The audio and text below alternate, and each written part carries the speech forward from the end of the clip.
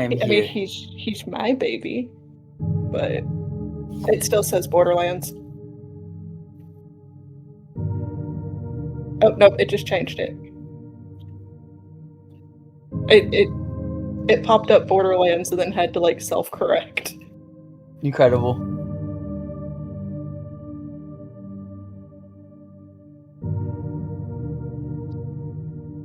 Oh my. You are playing null.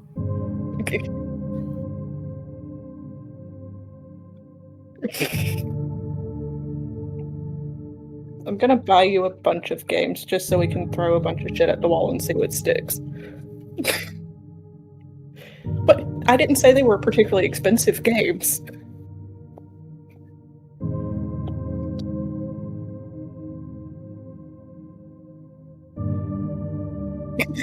Clearly, they're all gonna be H visual novels. Okay, look, RPG Maker horror games are a treasure, and I adore them. It's like that one little like niche type of game that I love. And they are usually fairly affordable. I meant hentai, but yeah. Ugh.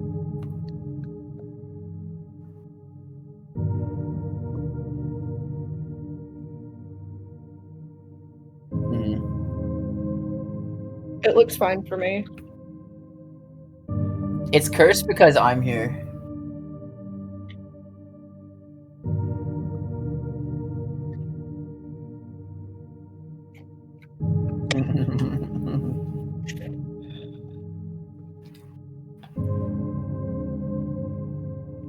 I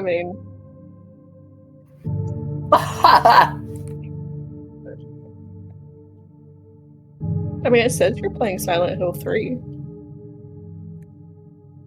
on my end, so let me check on my Twitch. Yeah, it says you're playing Silent Hill 3. it's just yours that's buggy.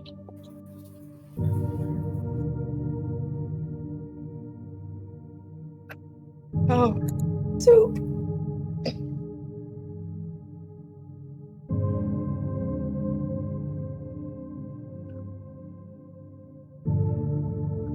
no.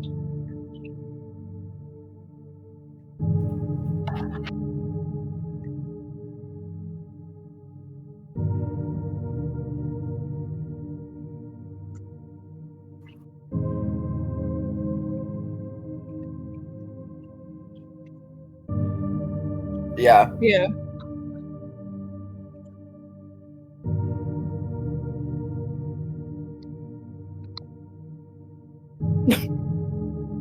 Oh, interesting. no. What? Oh no.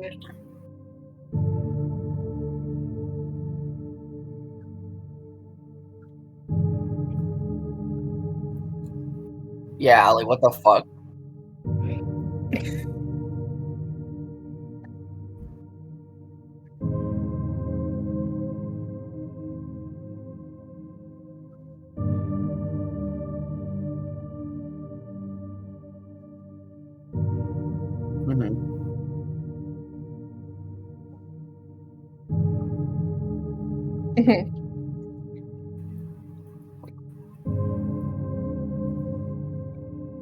Hear who?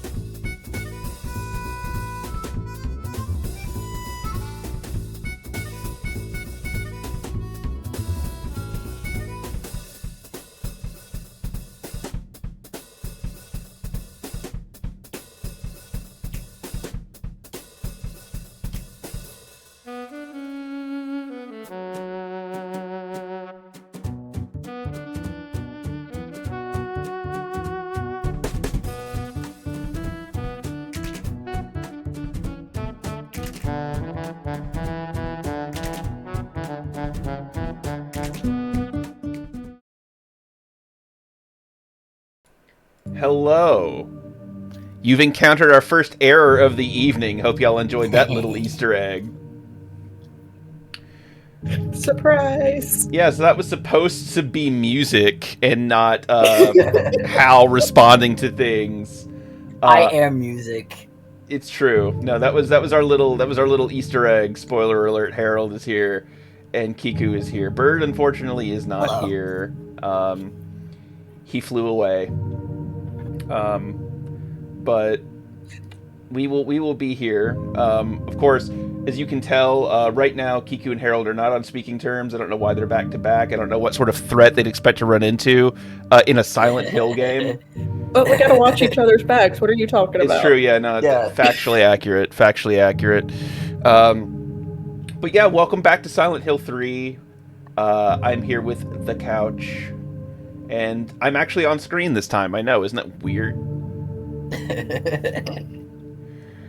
But yeah, we are here in the subway. Harold, did you have a chance to get caught up on that? I did not. Okay. Oh, okay. So the last thing that happened is we came into the subway and got run over. Yeah. Oh, perfect. Connie took too long on the tracks. Kat was trying to warn him, and about the time he got warned is when he got run over. Yeah, you only have a limited amount of time to get off the tracks. Yeah. So do you have like no knowledge of Silent Hill 3? Okay, so here's the deal.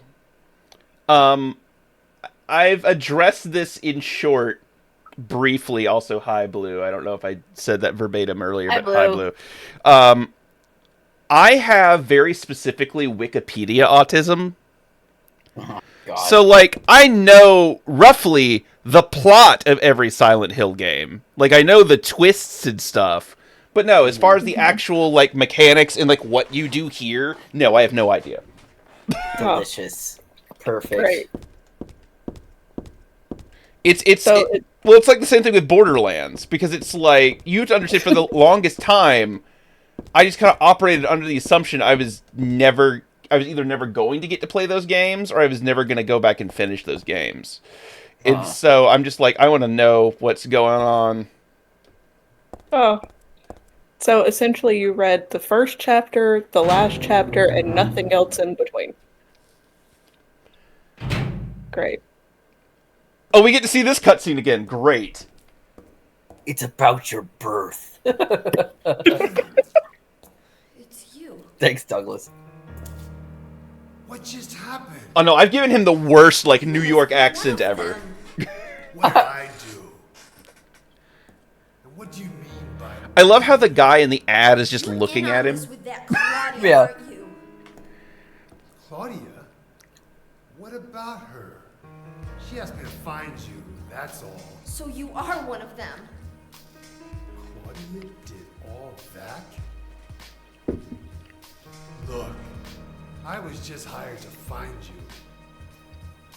I'm not on anybody's side. I don't know anything about this. I forgot how Why don't weird you his voice start was. by telling me what happened here? And that monster. What the hell was that? I don't know any more than you do. All I know is that things are getting really screwy around here, and I got a weird feeling it's got something to do with me. Maybe you're just an innocent bystander, but Just I a girl. can't feel sorry for you because you dragged me into this. You know, if you hadn't found me, What are you talking about? What's so special about you anyway? She has teenager syndrome. Leave her alone. I wouldn't be so confused, would I? Douglas, someone hired you to find her. A creepy barefoot woman hired you to find her. The presumption is that something would be special about her. It was foretold by gyromancy. Time. Yeah, Bird made that joke and the joke about the grippers, so we've met the quota. Not this stream, now we have. How did I remember that? Literally the only reason I'm not skipping this cutscene is so I can hear this response again. Where are you going? I'm taking the subway home. What should I do? I don't fucking know. What should I do? I don't know. You're a grown ass man. I'm a teenager being. Well, no, stalked by a fucking literally, detective. it's just like, look, Heather, I understand that I like cornered you in a bathroom. Still not sure how you got out of there. Which I would apologize, but I'm not nearly in that tax bracket. So my parents moved out to LA. Listen, underage girl, who I have been stalking for an indeterminate period of time. I do not need to take this from you. Okay, like, Siren's calling. Hello, good evening. That's my friend Silver. That's my friend who drew my pink tuber. Silver, I just want to say, in front of those assembled, including / especially Minmo, when we find Minmo, that you did an excellent job. Yeah. It looks wonderful, and I'm so glad that we get to show it off on stream tonight. Growing healthy, big and strong, Minmo. Best part of Silent Hill 3. No, I love how the Minmo face, right, like in the middle of the ad, is literally just the "what if was for kitties" face. Like, Yeah. that is the face every animal gives you when you take away something from them they were trying to eat that they absolutely should not be eating. Yes. Yes.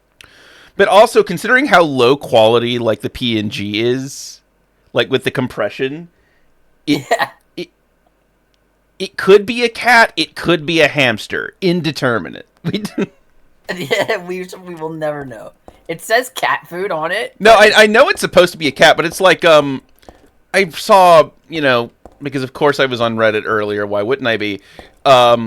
Like somebody like had a post with like a 5-year-old hamster in it. No. And what that confirmed for me is that hamsters are not meant to live that long. No, they are not. Because this, like, Methuselah-ass hamster with, like, 3 pieces of hair on its body. Oh my god. And, like, it was, like, trying to, like, run on a wheel, and it would be able to take, like, 2 steps at a time. It's just like, my knees. God, I can't do this like I used to. And it's like... Heather getting flashbanged by her own flashlight. Hello, Tony. And hello, Blue, are you streaming tonight? Or are you just hanging out until you start? Also, hi, Isaac. No, yes, that is my favorite thing about playing this on original hardware, is this has been a consistent glitch with the light. Mm-hmm. Yeah. Every game. And it never gets old.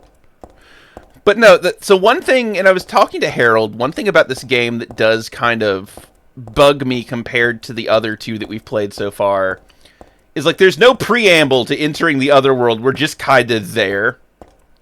Well, yeah. Also, I do love how, abandoned subway platform at night, I love this liminal space. Yes. It's so uncomfortable. Like, there's lore reasons as to why, like, Heather is thrown into the depths of the other world, like, right away. But no, and we'll get there, I know, but it's still funny to me that literally the whole conceit of this game is just a Yakov Smirnoff bit. Yeah. Like just in Silent Hill 3, hell ends up in you. You're yeah, you're not wrong. You're not wrong about that. Tiny rave titty light. No, look. It's like above. It's like sternally mounted. It's not like she's got those Frankie nipple lights. Yeah. Average hamster lifespan is 2 to 3 years. No, this is like a super centenarian of hamsters. Oh. Somehow every kitten snuck into May's room, and I've just been watching her unceremoniously dump them outside of the door. Incredible. Oh, she didn't close the door. They're getting back in. Your child is an icon. Oh, that was so funny. She forgot to make sure the door was latched. Hazel Street. Nope. Oh. Goggy. Nope. Bad Goggy. No more penis dogs.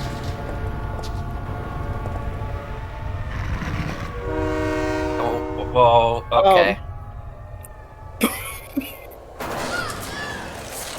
Well. Or it could just go immediately, that's fine. Yeah. Oh, that was Silent Hill 3. Well, I guess we should run the other way next time. Yeah, the idea is to just not go on the tracks if at all possible. Yeah. Got it. Well, now I feel like I've been spoiled for that, but that's okay. Because otherwise I would have just kept doing it. I was about to say, we could have let you just spend the next 10 minutes trying to race a train. No, it would have been an hour. There we go. Yeah, see, I know I get upset when y'all don't have any faith in me, but at least Harold has an appropriate amount of faith in me, because that's exactly what would have happened. We're not going to watch it a third time. Okay. But no, I do also, again, like, part of the reason I knew all this is that I did in fact read the tips and trips guides to like these games when they were published in the magazine years ago. And so like I know about like Douglas's like bonus costume, and it makes all of those scenes extra funny. Yeah. Yeah. Cuz it's just like walks out just like in his undies like, I was paid to find you, and I'm like, Sure you were, buddy. Okay. so what I would love in to what booze? I would love Konami to do, what I would really love Konami to do, but they don't have the sense of humor to do it, and it breaks my heart, is that, you know, the Silent Hill 2 remake was competent. Mm-hmm. And we're just going to read this because we didn't read it last time. Fatal accident at Hazel Street. I love how this is the thing that tells you you're not supposed to go on the tracks, and yet we've done so twice. And then, you know, I've heard really good things about F. You know, Yeah, I people are heard good things about F. pleasantly surprised with F. But what I would love them to do, kind of in the vein of, like, the, you know, the gag endings, I would love them to do, like, a gag demo of this. Like do it, because there'll inevitably be, they're remaking the first one again, right? And the idea is that they'll eventually do all of them. Yeah. But, Yes. like, I would love it if they did like a fake demo where they redid like at least the mall sequence is like a cover-based shooter, Oh my god. because of just the enemy density. Like that's the one thing that really jumps out at me about 3 is just there's so many enemies. The chains holding the doors together are secured with a bolt and nut, you know, like chains are. The nut is screwed on tight. I can't turn it with my hands. It's because it's a properly installed nut. That's a good nut. That's a solid nut right there. I like that nut. That's a good nut.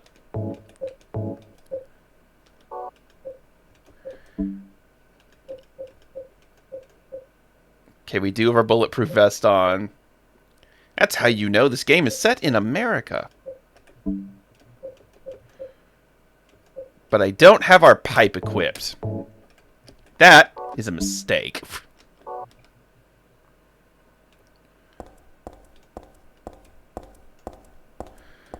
I think one of my favorite things about this game, though, is that the animations are fantastic. Mm-hmm.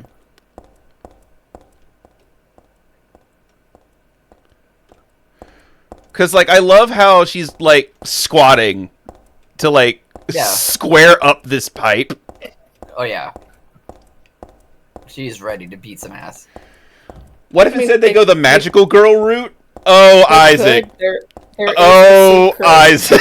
costume. There is a very Sailor Moon inspired secret costume you can unlock in this game. Yeah, we were Yeah, talking about it near it's the called beginning of Princess Heart. Yeah, we were talking about it near the beginning of last stream, but we'll go ahead and spoil it, I guess, because we wouldn't be doing it. Oh, okay, hey, buddy. Unless people really wanted to see it.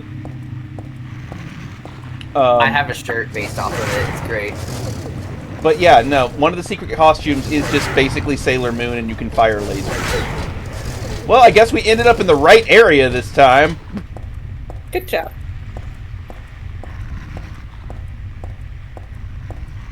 See, we knew you had it in you.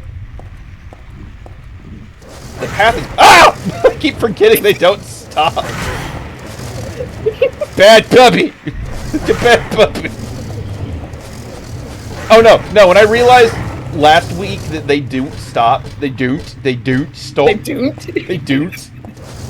They don't stoop. I would like to remind everybody that's watching that the stream is in fact named appropriately. This is just what it's like to ride MARTA. True. Yes. Is someone Especially when sleeping here? Especially when it's furry week in Atlanta time.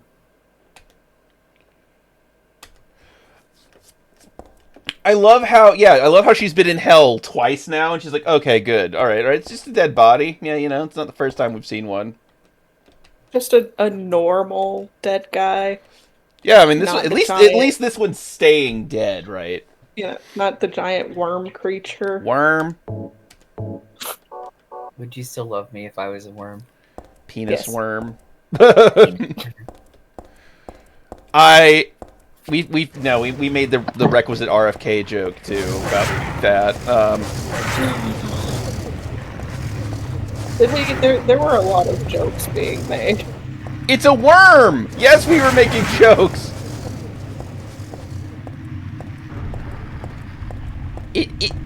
The boss has foreskin. Yes, we were making jokes. It's purposefully designed to look like a penis. Yes. Yeah. Many such cases in Silent Hill. Yes.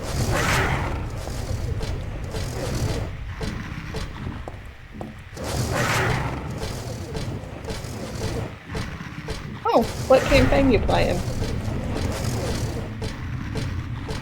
Is it fun?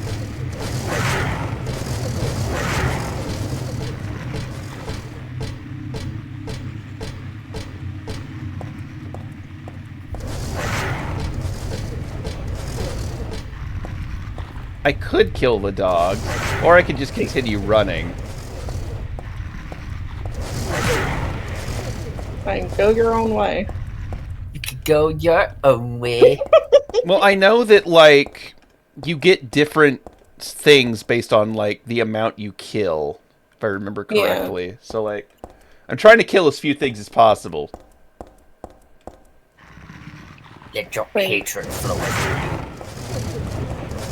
That would have been so funny if he had, like, gone through the loading zone and despawned. Like, imagine something tries to eat you and it just goes, ah! It's just gone.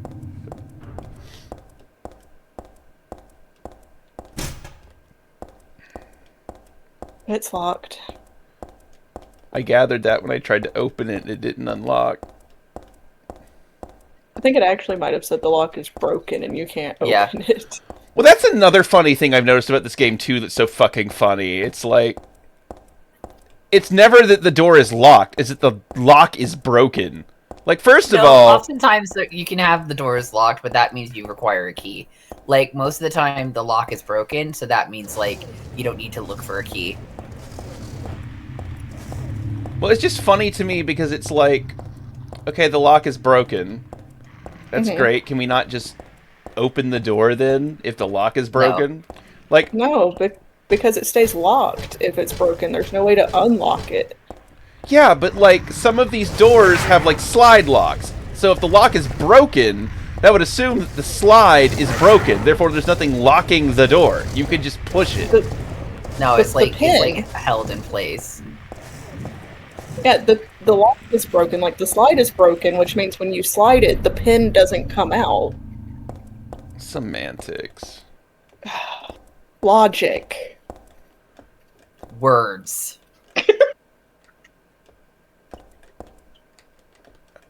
Ma'am, pick up the thing! Thank you. Go. A nutcracker. Great. I feel like... Did you doubt me? No, it's just, No, because keep in mind, the way the rest of this game has gone, when I see Nutcracker, I assume, like, it's a little wooden man. But that's still the thing we need for the puzzle, right? Like, because why wouldn't it be? So you were thinking of like the little like soldier nutcrackers that people put on their mantle? Yeah. Yeah. Oh my god. Those things are useless usually. Am I the only one that grew up like cracking nuts open with my bare hands because I'm a Neanderthal? No, I have very No. fragile, thin, and delicate hands. Because I'm a beautiful porcelain doll. It's true. Who recently had your batteries replaced? Yeah. I'm not dead, thankfully. Very happy for that. Yeah. How is your campaign going, by the way, Isaac? I don't think we got an answer to that. It's okay. I asked when there was a lot going on as far as sound, so... Yeah. She really does have, like, if it were any other game, the gait she has when she runs, she would be a villain. Like, this is just... Oh my god. This is just the guy that chases you in Rule of Rose. Yeah. Or Haunting Hour. Yeah, this is... Yeah, sorry. No, this is... Oh, Debilitas? Yeah. Yeah, this is the Scissor Man run right here.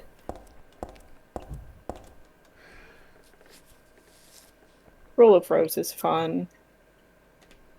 I've never played it myself. I've only watched videos about it. Oh, well, let me tell you the tale of how I used to have the game. Did you ever get the copy I sent you working, by the way?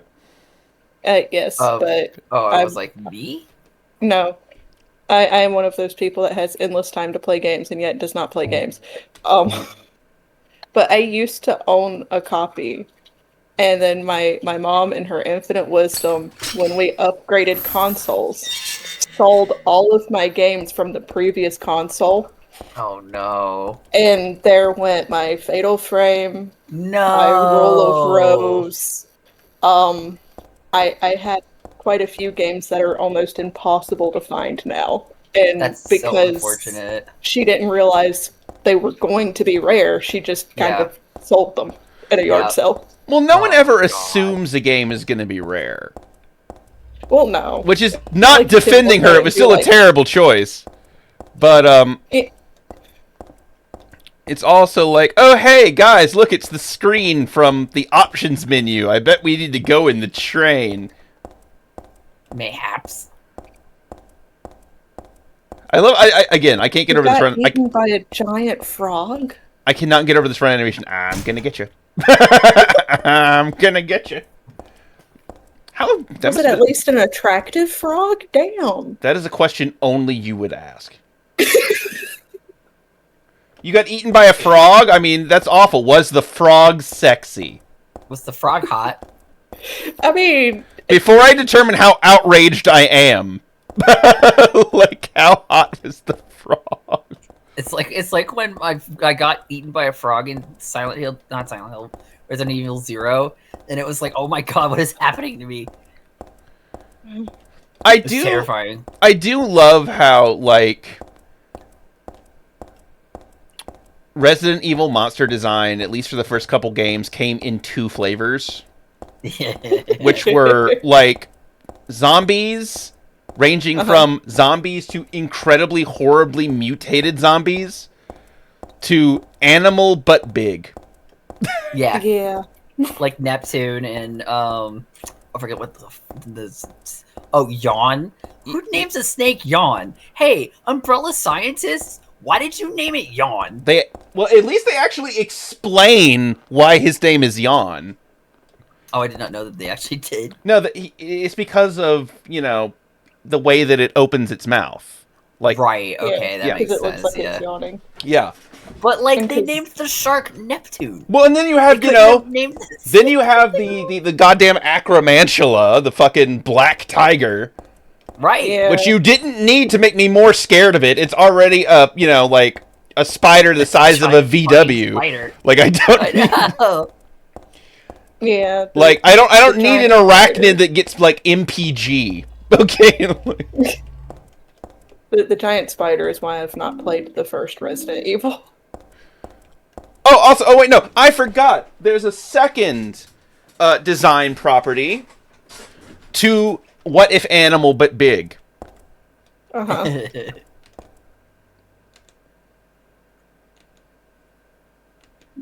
I can't even make the joke here because you haven't reached that cutscene yet. Ah, yes, yes, the train shotgun. Wait, you know, you might need it. Again, this is just the MARTA experience. This stream not Honestly. brought to you by MARTA.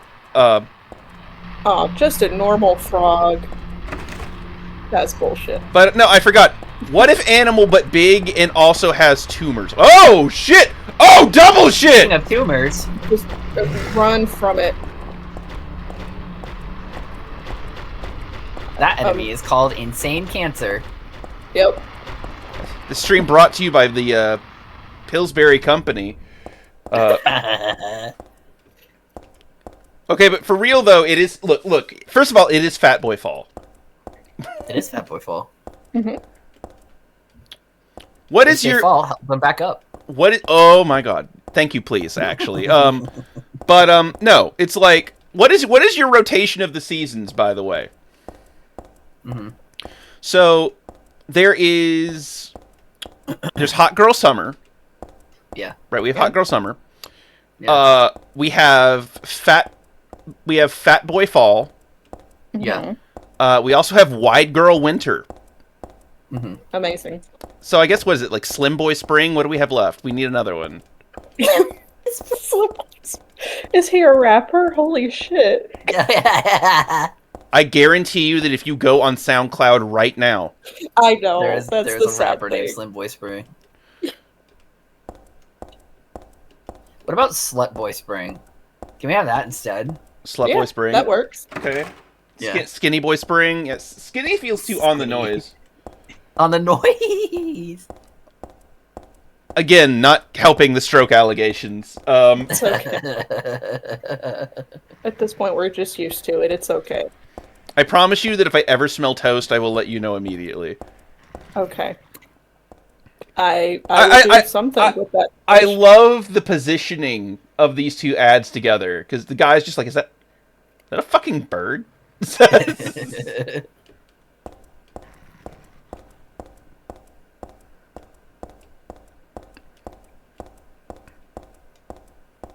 Now, I did like smell something earlier that like tripped me out. I could have sworn I smelled like fresh cut grass. Oh my god. Did someone around you cut their lawn? No, Oh. it's unlocked. Candle? A candle, maybe? Some room spray? Nah, probably just I don't know. a Yeah, I'm hallucination. gonna get a candle that smells like fresh cut grass. Nah, probably just a hallucination. See, y'all make fun of the fresh cut grass candles, but I'm sitting here and I own 3 candles that smell like heirloom tomatoes.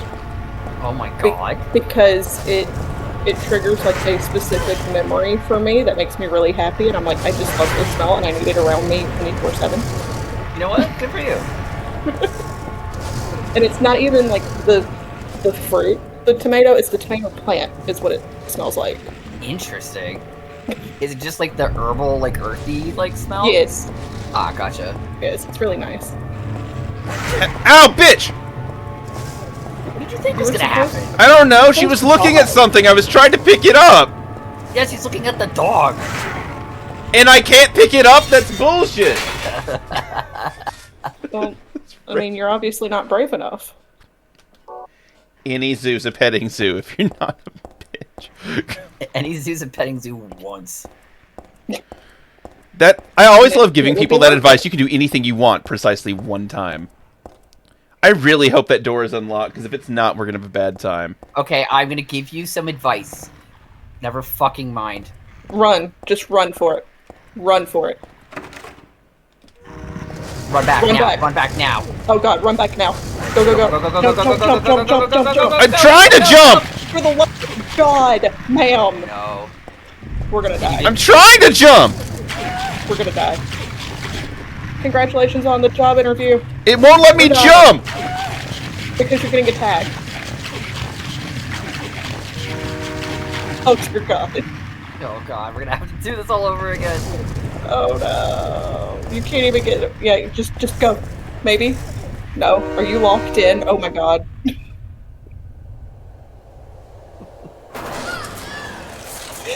Where's your interview at? Also, I didn't read that message at first, so I thought your reaction to me getting stuck on the tracks was, like, congrats on the job interview, and I'm like... No. Yeah, in hell. And I'm like, thank you? That's... it's, like, really weird thing to say in this situation, but... Oh, I have chat pulled up. Now I'm broke and sad. I'm sorry. Congrats on the job interview. I'm gonna use that from now on. Well, it's like, well, it's like, there's, one of my... GameStop by the Big Chicken, nice. But, it's like, one of my guilty pleasures is watching, like, people do, like, World Star style reviews of, like, anime. Yeah. And I love how, if you've never seen Baki the Grappler, there is a character who does just look like Eminem if he was 8 feet tall. Oh my god. And so he just calls him Buff Eminem. And, like, they're going through a fight where, like, he's beating this dude up horribly, but then he gets insulted. It's like, so like Buff Eminem absolutely destroys this guy, and he starts talking shit, and now Buff Eminem with hurt feelings goes up. Oh my god. This sounds like me trying to name, like, the elite zombies in Call of Duty Zombies the first time I see them, because I always forget what they're called. And I'm like, yeah, you know, the one with the cannon. The giant one with the cannon. And Ryan's like, the Mankler. And I was like, I think mine sounds better. Or, you know, the weird dude with the robes. And he's like, the you know, like the sorcerer dude. And I'm like, sure, I guess. It's awful. I would just be... If it were me, I would literally just come up with names that would end that line of questioning immediately, because, like, after, like, the third time that happened, if I saw a zombie in robes, I would just be like, look, it's the Grand Imperial Wizard, and then that conversation would be over. There would be... Oh my god. There would be no fourth discussion. Well, Look, it's Osmond Sadler. Oh my god. Oh, yeah, since we're talking about the remakes, the next one to get a remake would be RE5. I mean, they're making RE9 now, Nice. which... Yes. I'm so excited because that means more Craig. I want more Craig. I want more Craig. I want my friend. I want to hear him be Wesker. I'm so excited. Which, by the way, can I talk about... no. What... God? Go ahead. Damn it. Like, one thing that I am legitimately surprised pleasantly about is them tying the new one to fucking Outbreak. Yeah. Because if you aren't aware, the protagonist of 9 is, like, the daughter of one of the characters in Outbreak. That's crazy. Yeah. And, no, like, she appears, like, she's plot relevant. Like, spoiler alert, not really a spoiler, because it's in the fucking trailer. I was gonna say, it's in the trailer. Yeah, the so. entire reason the game's happening is that the woman gets murdered. And it's like, still though, they remembered Outbreak happens. That's awesome. Nice, Capcom. Thumbs up. Well, I mean, like, Outbreak was such an interesting idea. You know, those things people don't have anymore.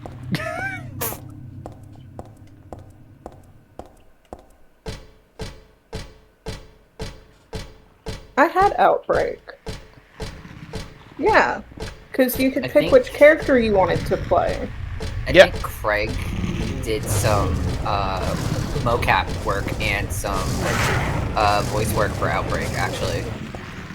Oh, Yeah. Because I know he's been in a few Resident Evil games before he was the voice of Albert Wesker. And he's done like a lot of mocap work. And he has apparently done like a lot of like barks and stuff. Like barks and yells for different games and things like that. So I'm pretty sure he's mentioned. I feel like on the one hand, I'm excited that you're excited for Craig. On the other hand, my heart bleeds for him. Because if they do an RE5 remake, knowing what the dialogue in that game is like, your man is not going to be built the same after that. What do you mean? It was just like some of the dialogue is classic Wesker dialogue, but like a good 30% of it is just Chris. Well, that you say that, but Craig is in a rock band, and so like he was talking about doing like Valid. yeah, he was talking about doing like barks and yells when he was playing The Last of Us, and he was saying that like they scheduled him for like a 6-hour session, and he got it done in 2. That's impressive.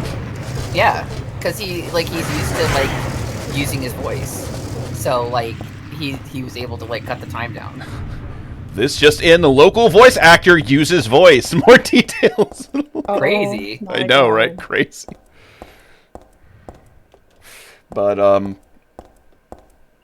Yeah, no, I'm excited to see like because they've taken Wesker in a different direction, which I think is really interesting. And to be fair, like where he is right now is before he goes cuckoo bananas. yeah. And so I'm really interested to see like where they take his characterization with this different version of Wesker, because like he's more soft spoken in the remake, and so I'm interested to see like how that transforms into his more maniacal like megalomania in 5. Also, and on the what they're gonna subject do. of remakes, why did we not get a Code Veronica remake? Well, Because they hate it. my dear friend, we may be getting one. Maybe. I would The like. Ashfords are like a interesting topic, so I'm not sure how they would go about that in the modern like woke era, because there is a lot of heavy topics with the Ashfords. So Yeah. Yeah, no, nothing good happened to any of them ever. No. And nothing that they did to anyone was ever good for anyone ever. No. But I also feel like, I mean, you could do it. I mean, if we're talking about problematic, like, family history, I mean, obviously I don't want to get too far into detail. Yeah. But I mean, it's not like 7 and 8 didn't have their share. Not like to the degree of the Ashfords' mind, but No. like, Yeah. it's not like they didn't have insanely problematic like family dynamics. Right. I mean, like 7. I think it's also too the whole like, spoiler warning, but the whole like gender thing as well. Oh yeah. Yeah. And the whole like cross-dressing thing. I think that would have to be handled a lot differently. So I think that, and this is, the only real reason I have any thoughts on this is because, when we played Danganronpa, we had to have the conversation about Chihiro. Yes. I think that if you played it more in a way that, like, like no one accuses, like, Norman Bates of being a trans icon, right? Right. Like, very clearly, anything he did that was, like, non-heteronormative was due to, his mental illness regarding his mother. I feel that you could approach some of the things that happen with some changes while keeping, like, the core conceit of it, Right. Because, it's like, even now, like, after seeing it, I feel that, like, if they remade the original DGR, they could probably find a way to make, like, the Chihiro thing work a little bit better. It's kind of like how, there's been a controversy in recent years regarding, Guilty Gear, because they've changed a lot of the lore for characters. Yeah. But Daisuke even came back and said, like, this makes more logical sense. Or, like, how they, like, there's always going to be debate over Bridget, but, like, the big one was when they made Testament non-binary. Because, he was like, no, from the beginning, we were like, this individual is beyond human understanding. Like, that's the point. Like, Yeah. we're not doing it, like, just because, you know, it's woke and lets us alter their costume up. It's because, like, we realized instead of, like, really portraying a being that was beyond, like, the human concepts of, like, gender and mortality, we just kind of made a femboy. Yeah. Not that we mind the femboy, it's a solid femboy. 10 out of 10 femboy. But, like, you know, it was more in line with what their original intentions were. Uh-huh. And I feel that if you just kind of leaned into mild to moderate spoilers, I guess, for those that haven't played this video game from 2000, I feel that if you went more full traditional, like Norman Bates with it, Uh-huh. you would probably get away with it. You know? Yeah. Yeah. Because I think that there's a firm difference between, like, a character merely believing they are something and a character actively presenting as that, weirdly enough. Like, the implication is not that, you know... I don't know. How spoilery do you want to be with this for this 20-year-old game that may or may not be getting a remake? What, for, Code Veronica? Yeah. I mean, go right ahead. I mean, you know, it's out there. Well, I mean, like, the implication is not that Alexia is male or Alexander is female. Uh-huh. Like, they're not making that explicit argument. Right. It's that, like, the reveal is... I mean, hell, it's like Sleepaway Camp. You know, like the whole thing that, like, the character was actually a woman the whole time. Or, like... Yeah, like, they've done that multiple times, like, with, with the Ace Attorney series, which, that fucking... Like, 2 games in a row that came over to America, they did the character was actually this other gender the whole time. Well, it's like... we're not talking about, like, the Wasp Factory here. Yeah. Okay, like... I think that... where the conversation has gotten lost is that, like, you can have discussions about things or approach topics in a way that is not erasure. Okay, do not do this while you're talking. I'm You're not. gonna do the thing. Okay. You have to focus here. So I'm assuming I do have to go that way. You have to touch the door, and then you have to immediately come back and get up. Yeah. But I have just to. had- But I have to touch the door. You Yes. have to touch the door. You just had really bad luck that the dogs got in the way. I wish you could find a save point. It's like, God. Are they on the tracks? Because I don't see them. They're not spawned in, but yeah. All right, 3, 2, 1, Go. go. The train won't activate until you touch the door.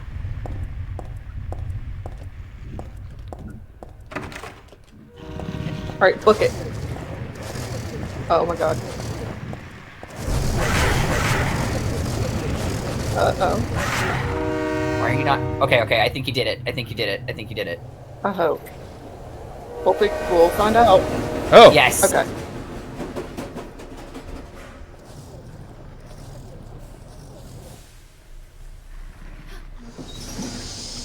Everybody clap.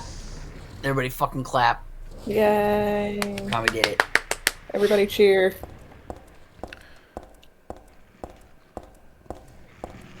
That's a good fucking boy. And you're I'll take that. No, Isaac, you've got a good point. I think that you can update, you can still have characters in media that are struggling with identity. I think it's important to do that. I think you can do that in a way that's more respectful to the real struggles people deal with. I think that's entirely possible. Especially with the climate of, like, queer, like, struggles in Japan. Yeah. Like, it should be, like, handled better. Oh my god. They can do better.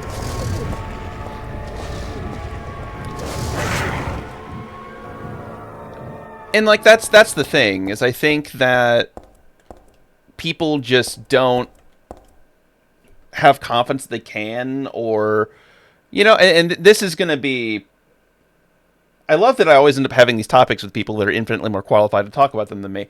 But it's also good because it's a real-time adjustment to my perspective. I feel that you can also, like, have you had the jerky this whole time. You could have used it to distract the dogs. Yeah, no, I just forgot I had it. Also, what if I get hungry? I feel that, especially in the age of, like,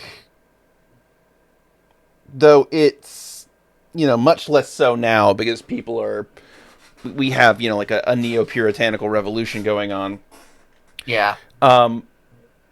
Like, I feel that, like, the purpose of, like, transgressive media, right, is to do things that maybe are unsavory, but more importantly, like, I'm not saying you should have a bad take or, like, do something in a lazy way for spectacle, but I feel like you can acknowledge it. I guess. But more so in the way that, like, I think that there's a line between doing something that's fucked up and not acknowledging that it's fucked up. Or having something that's fucked up, acknowledging that it's fucked up, and offering the opportunity for it to correct itself, or the contingent of things that happen afterwards being contingent on it being fucked up. Yeah. Like, I feel that if something is just, like, inaccurate and gross and exploitative, and you're like, oh, it's just kind of like that, then no, you're doing something horrible. Right? Like, that's not a good way. I feel like there's a difference between something like what happens in like Persona 4, and the misrepresentation of like queer identities and like gay people and such like that, and how it is portrayed in like something like Disco Elysium, where you have characters like essentially calling you the F slur, and then like also having another character reclaim that slur, but underneath like the guise of like wearing a jacket that says piss, F slur. Yeah. And like, having the realism of like, yeah, the world is still fucked up, and you're still gonna have people who are bigoted and awful, but you also are gonna have queer people who take that identity for themselves and are like, no, this is me, and you're gonna recognize this is me, and I'm gonna own it. Okay, we found the entrance to the train, yay. But no, because it's like, there are, and I think that's what bothers me about a lot of these, like, kind of entries in media history. Yeah. Is that there is so much potential for some of them. Yeah. Like, you could fix Kanji's story with not even a whole lot of changes, honestly. No. Like, the guy's bi and he likes sewing. Let him like dudes and sewing. And everyone's like, that's cool, man, live your life. Like, that's it, it's done. Yeah. Like, the point of him struggling with his masculinity and identity is a good story. Hell, even the way they approach it, with him having to fight a massive stereotype, spoiler for anyone that hasn't played Persona 4, it's your fault, it's been 20 years. Like, if somebody's insecure in their masculinity, their worst fear being a god-awful stereotype, makes sense! Yeah. Yeah. You could just be like, okay, we'll help you with this. I think when you start talking about, like, Naoto and stuff, it gets a lot more complicated, but, like... Yeah. I don't know. Sometimes I wonder if it's legitimately, like... I don't know if it's just... I don't know. I've lost how I wanted to phrase that, so I'm not going to attempt it. Personally, I'm very tired of the trope of, this masculine character who is born female actually wants to be feminine but is forced to be masculine. It's like, no, let him be trans. Like, stop it. Like, it's not just like, and even if like he wanted to be secretly feminine, like that doesn't erase his identity as being a trans man. Like, I wish they would like stop it. Like, it pisses me off so much.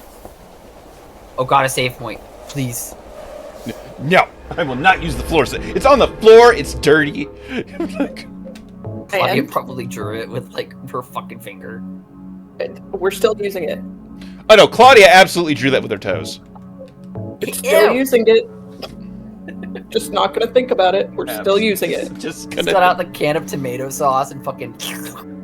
Oh. It's like, well, I mean, yeah, I mean, she makes it the. I mean, you know how they make wine? She makes it the Italian way, like you know, Oh, No. my god. like Mama used to make it. But Yes. like to your point, I think that like there's a difference between like somebody struggling with gender identity because they feel like they don't fit in with their gender, and like somebody Yeah. who is wanting to feel secure in their gender but doesn't feel like they fit cleanly into the identity. Yup. Like I God, what is Louisa is her name, right? From that one Disney movie. Not sure. Question mark. Which one? I can't remember the one with the magic Encanto? house and everyone has powers. Encanto. Yes, thank you from Encanto. Oh, Because I've never watched that one, so I wouldn't know. the oldest sister, Lisa. yeah, because she's super buff and has super strength, Yes. and like her I whole love deal is like I can literally carry mountains on my back, and that's all people want from me.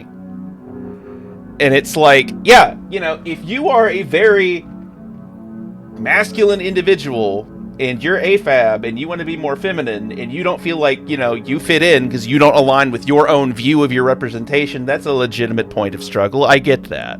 Yeah. That's a feeling of dysphoria people have.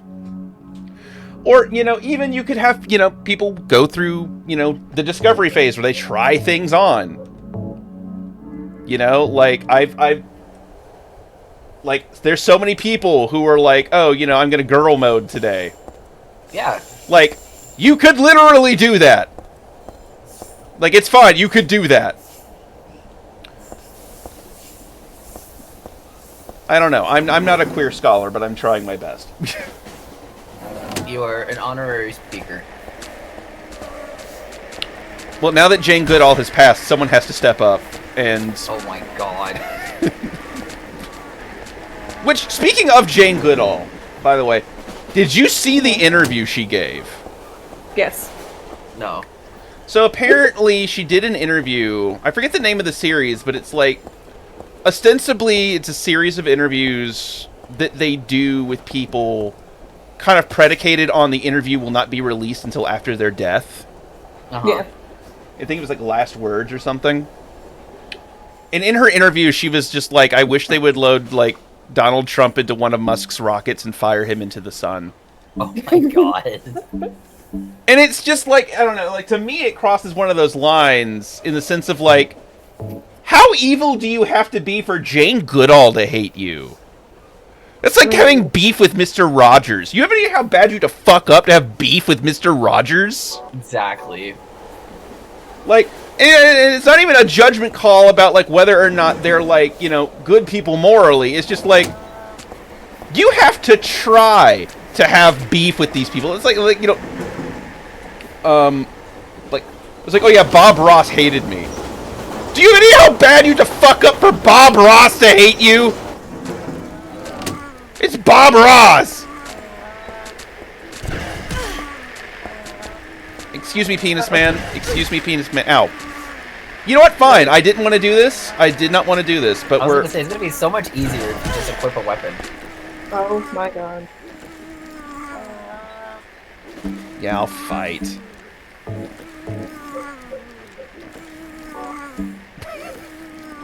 God, why does Will everything... you please just hurry up and kill them? Jesus.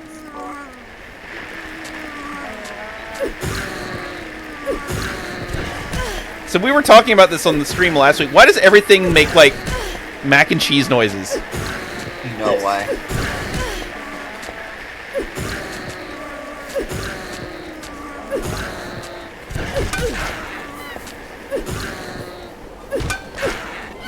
So in one of our private chats, we were talking about just kind of like dicks in general.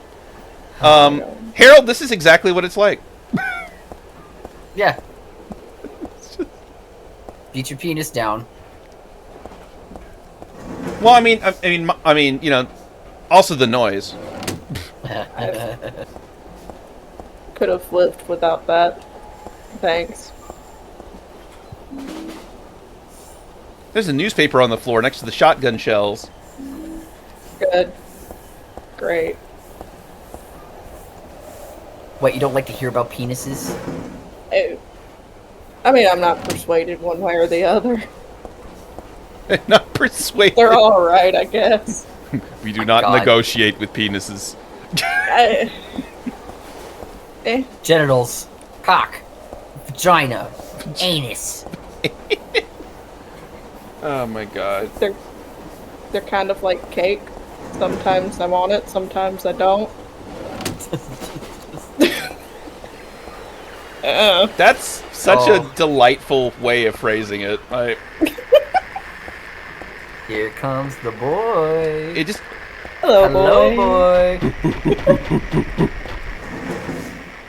Oh, Can't go back. I love how cinematic Oh. this is. Yeah. I'm Please staying just here the equip whole your time. shotgun and blow that dude to smithereens. Fine, I'll do Yeah. it. But, how are you gonna juke him? I don't know. I'm not He's the biggest Kobe. subway card. Oh my god. Please. Thank you. Ah, There you go. Right, the Kick him gooch. again. Right in the gooch. no, his magic thighs, the source of his power. Kick him again. Oh fuck. I didn't know you could do that. You just gotta keep on till he doesn't get it back up. Get him in the gooch. Well, I would like to remind you, and this is gonna make me sound awful, that we are playing this on my fight stick, Yeah. Yes. and so like,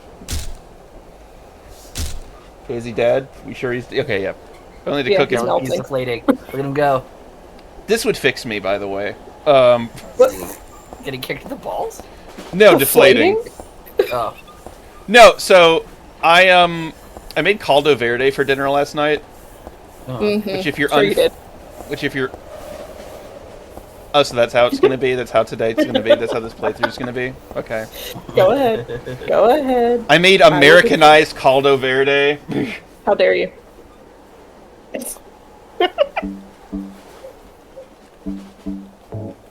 Look, if I didn't think there was value in your culture, I wouldn't have appropriated it. Moving on. Oh my Christ. At least I used your spices. Yeah, thank you. Thank you for using the spices. If only you could have used the correct sausage. Literally, the reason I used the wrong sausage is I wanted to make it like similar to another dish. That's why I bastardized it. Then just make jambalaya. I didn't want to make jambalaya. I want to make caldo verde that was seasoned like jambalaya. Then you're not making. Does your husband ever get confused when we have these arguments where it's just like, should I jump in here? Like, I feel it's weird watching her No. have this argument with somebody else. Like, it's just- Not anymore. He usually just shakes his head and walks off. But no, you. So you made a soup. You made the national soup of Portugal. I Caldo verde. made a dish with superficial similarities to the national dish of Portugal. White man. And then you doctored it up and seasoned it to make it like jambalaya. White man. Was it at least? Yes, it tastes good. You've eaten my food before, of course. White man. This is why we can't get any more followers. I'm getting food shame. You're food shaming me. Yes. Because why would you make one dish to make it taste like another dish? Because I wanted to see if it would taste good. Why did you just not make the other dish? This is 2 out of 2 streams I've cried this week live, by the way. Oh my god. Good. But no, it's primarily made of sausage, kale, and potatoes. Uh-huh. I am literally more fart than man. I am. I love how I love how you aired your dirty laundry just for you to go, I am fart. Hear me roar. I'm trying not to, actually. Oh my god. No, you will experience the pooping. Wait, do you at least have a place where you could have gotten the right sausage? Probably? I mean, if you couldn't find linguica, you could have at least got chorizo.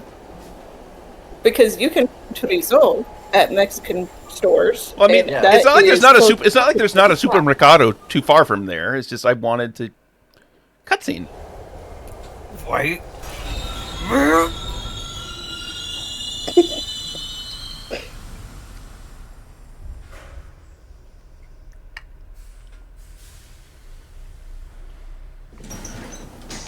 There's no good, terrible, bad day.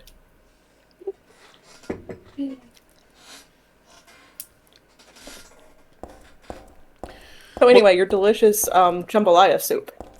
Look, if it makes you feel any better, I posted that in Angel's Discord because she's Venezuelan, and Yeah. I just know that if I don't get roasted alive there, then I'm probably going to be okay. I mean, as long as it tasted good. Just like, I would just want jambalaya. I wouldn't want jambalaya soup. I would want jambalaya. Yeah. Personally. I mean, to be fair, I also made bulgogi arepas that one time. Oh my god. Excuse me? Yeah. Say that slower for people, please. Bulgogi arepas. And I'm There you go. mispronouncing It arepa.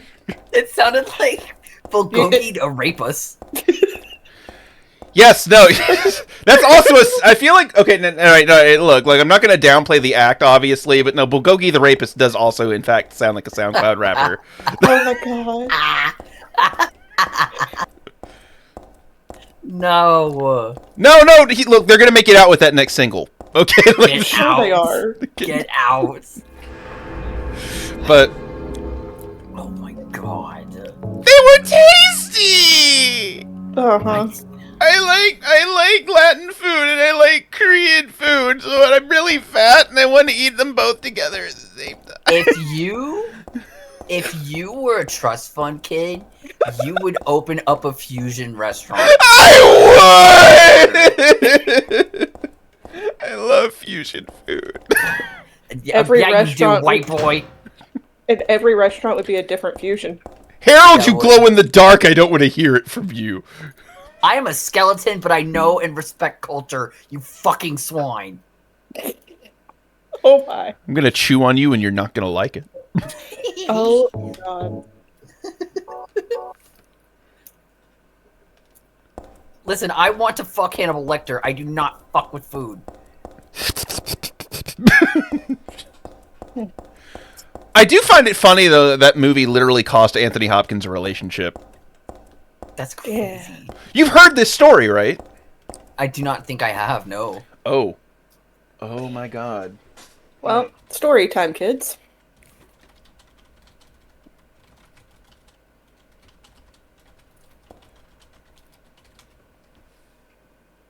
Yes, Queen, serve. Yeah. Stance.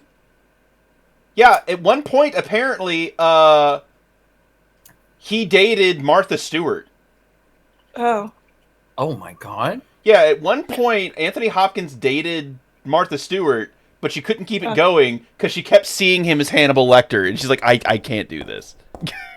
I mean, Wow. Quitter, first of all. definitely Secondly, not for how could you everyone. dump our autistic king? Jesus Christ. I'm just saying that if anyone out there could have, like appreciate some fava beans and a nice Chianti, it would be Martha Stewart. But Yeah.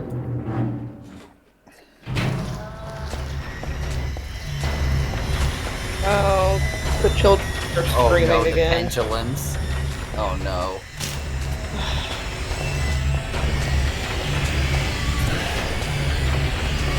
I hate these things. Yeah, pendulums are awful. Can we get that camera to swing around? How about that camera swinging around? Can we get that camera to swing No. around? Can you not use the bumpers?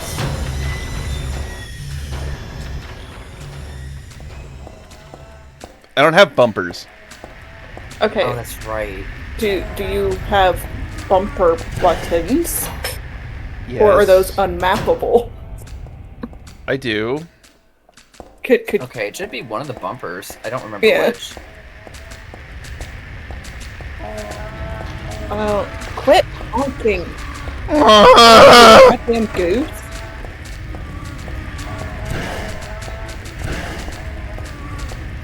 Stupid little flesh sack. Their names are numb bodies. Thank you. Love you too. Love you too. I'm so glad.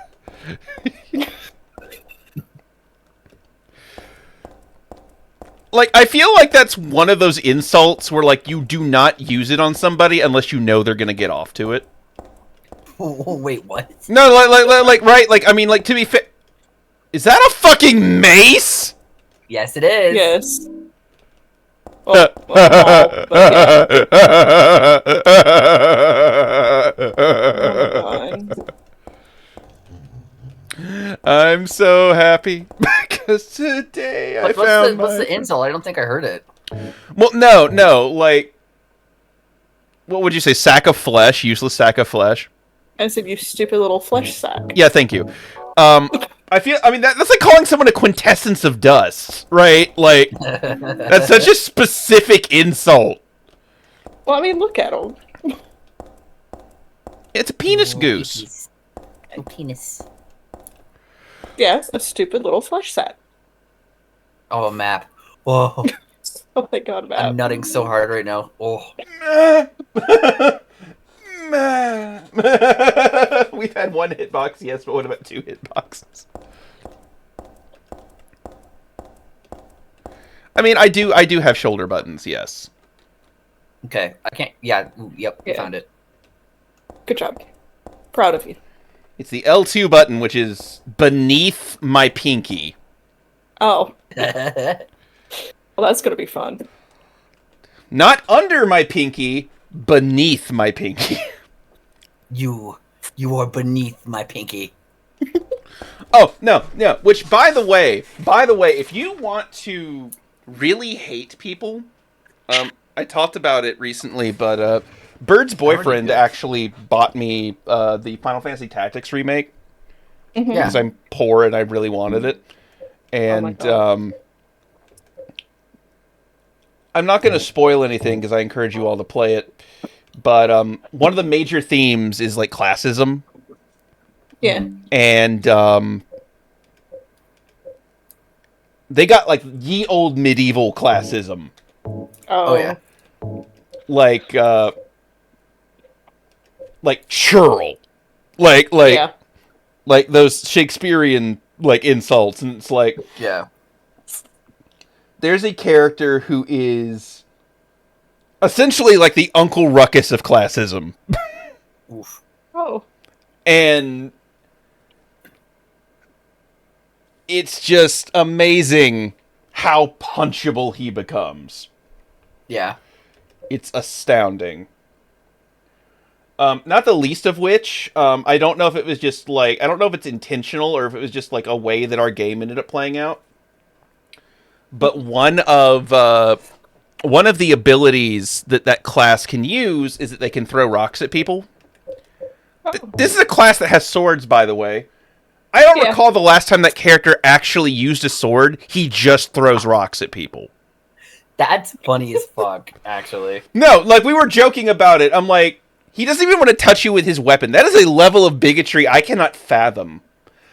Like, imagine having an implement designed to kill people, but you don't want to get their common blood on it, so you throw dirt at them, because Holy that's what shit. they're worth. I'm like, Jesus fuck!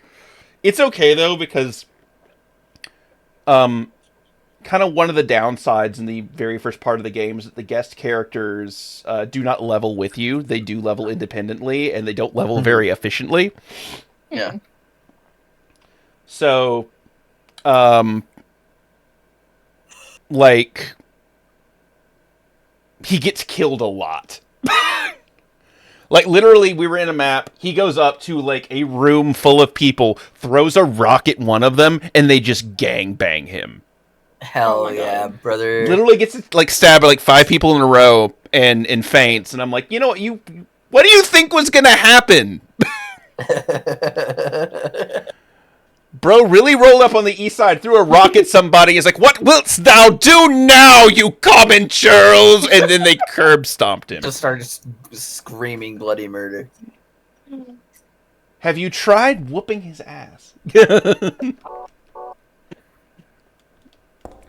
it's no, literally, it's like, I feel so bad because somebody played that Bender clip I saw the other day. It's like, have you tried turning off the TV, sitting down with your children, and hitting them? Oh my god. Exactly what we needed to happen in this situation.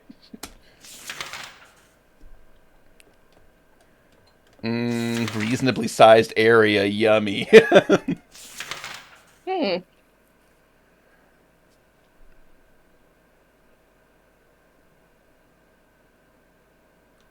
I love reasonably sized area. It's always so satisfying watching the map fill out. Yes. Oh, it's a bigger one. Genuinely, Yeah. genuinely why I was like, yes, a map. I mean, you know, they People come in know all where sizes. we're going. Even though Kami fucking death spirals in a room for 5 minutes. Can we? You know, I've accepted. I'm gonna get bullied in this. I'm gonna get bullied in Borderlands. I'm just gonna get bullied. I'm gonna give up. I'm gonna give up. I'm in both, so yes, I know. it's happening. I'm sorry. You invited me to your couch. I know. knowing This full well this is that the I content played I'm living this game for. before. I hate the way I love how they decided. What if we had like a monster that was just nails on a chalkboard? Yep. I hate it.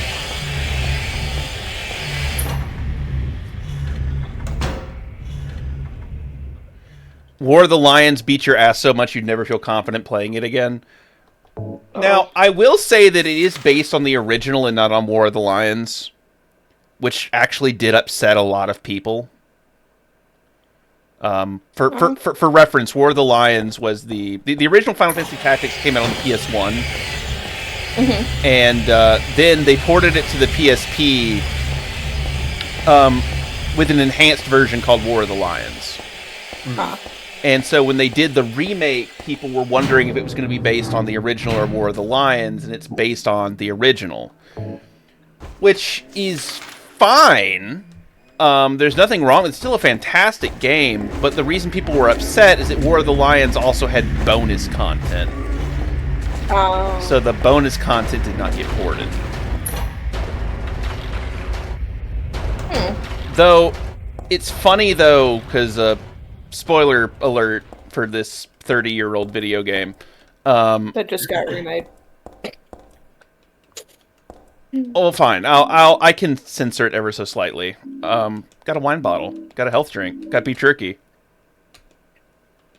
Body was crushed. That's awful. Were they after the wine? The Amontillado Montresor! I can't wait to make a I know literature! Wow!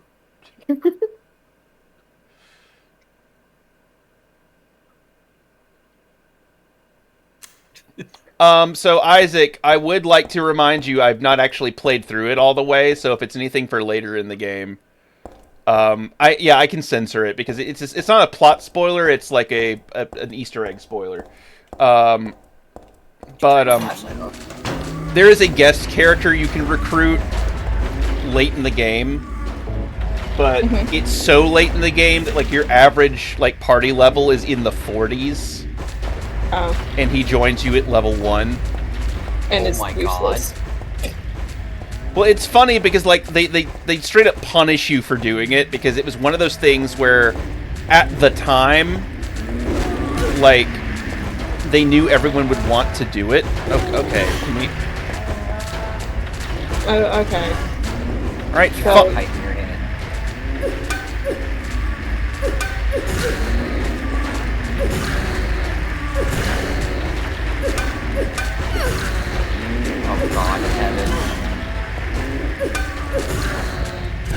The whole family's here.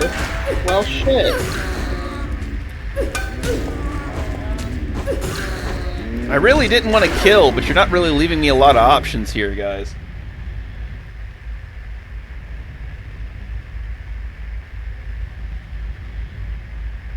I'm guessing you can't drink the wine then. No, there's no wine in there. It's an empty wine bottle. Sad. I know. Yeah, flash him. You trying to flash him, really? Set him. You think that'll work? Look, I played enough anime games to know that it's a valid tactic, okay? Not that kind of flashing.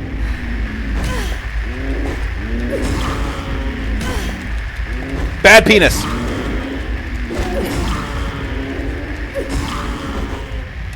What's the murder limit? I can't remember. It's I been don't so know off the top long. of my head. I don't know Silent Hill 3 as well as I know Silent Hill 2. I mean, you want me to look it up and just shoot you the number? I mean, I'm not worried about it at this point. I mean, I've already openly stated I'm trying to kill as little as humanly possible. So I mean, if we make it, we make it. If we don't, we don't. Right? Oh, okay. So Maria. so it's a fairly high number. It's a fairly high number. Got it. Maria. That being said, I'm not cataloging like every kill you have made, so Monsters will notice me more easily when it's on. Yeah. That's fine, because we want to see. also I think this game was one of the ones where you can't get the good or bad ending your first run. You can only get like the normal one. Yeah. Yeah. So It doesn't we may really not matter. have to worry about it too much anymore. No. So, no, as far as the murder limit goes, some of the endings have, like, you can only kill so many monsters is the criteria. Yeah. It's like in Silent Hill 2, where you have to, like, treat James a certain way, and you have to, like, treat Maria a certain way. Get off me! Also, I just realized something. Yeah. I forgot to advertise the stream. Oh my god. Oh my god. Um, Top tier streamer, everybody. what was it that you said, you and Gal said on Monday? No, you're gonna make me sound like an ass. You're not? I can be. To be fair, I did incite the violence. I kept blocking her on accident, but no, she, Oh my god. she came in with a vengeance. She tried to hurt me emotionally. Ooh, loading zone. Love that for us.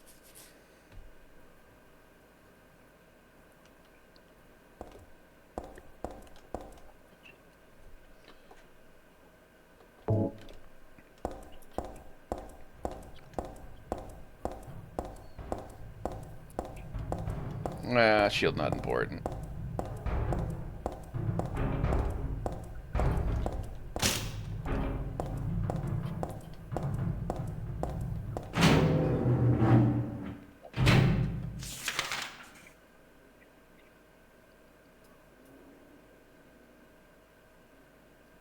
Okay.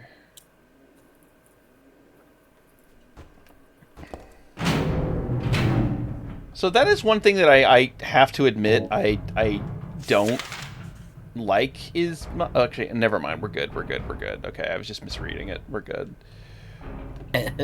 No, I was about to say, I thought it was saying that that was not a door. Like, it was just giving it the same, like, thing that it gave when it, like, things are blocked off. And I'm like, well, that's abundantly unhelpful.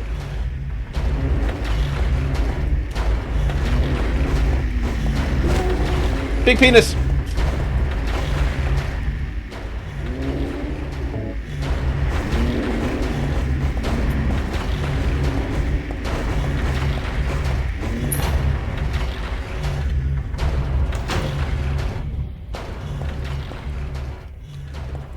Yes, I see it. I Heather! Heather, this is about your birth. Pick it up. Oh my god. It's about your birth. It's about your birth, Heather! Oh my god. Heather! Yeah, because that really makes people listen.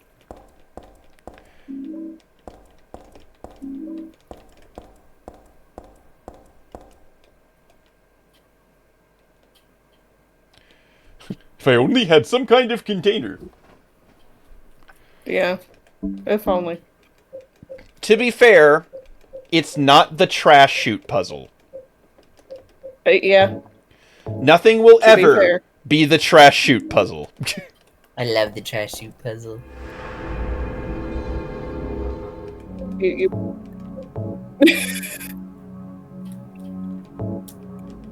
Because it's like, yeah, you dumbass bitch, put the cans in the trash. yeah.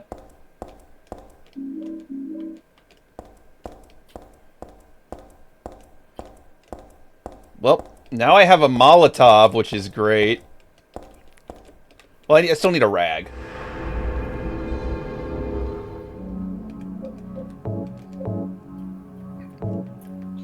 But,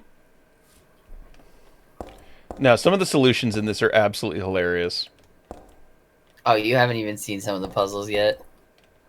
At least we're on regular mode and not, like, spicy mode for puzzles. I mean, I do well with puzzle. You figured out the puzzles pretty good. I literally figured out the piano puzzle by accident. I don't. To this day, I don't understand how you did it either, because the way you figured it out should not have worked. And yet. And yet. There you go. I'm such a great friend. I'm just eating my Culto appropriation verde. You know what? Your I'm a jambalaya soup. horrible friend. I'm a horrible friend. I'm about to take back everything I just did for you. No. Please don't do that. Please don't do that. Oh, but I will say this much. All right.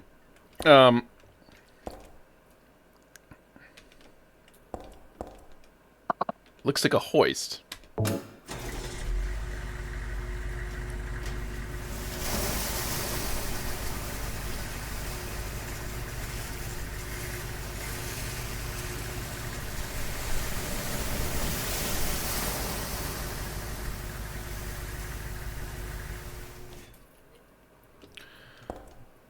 So I will say the main thing I know about this game is that it has one of the most iconic lines in the franchise in it.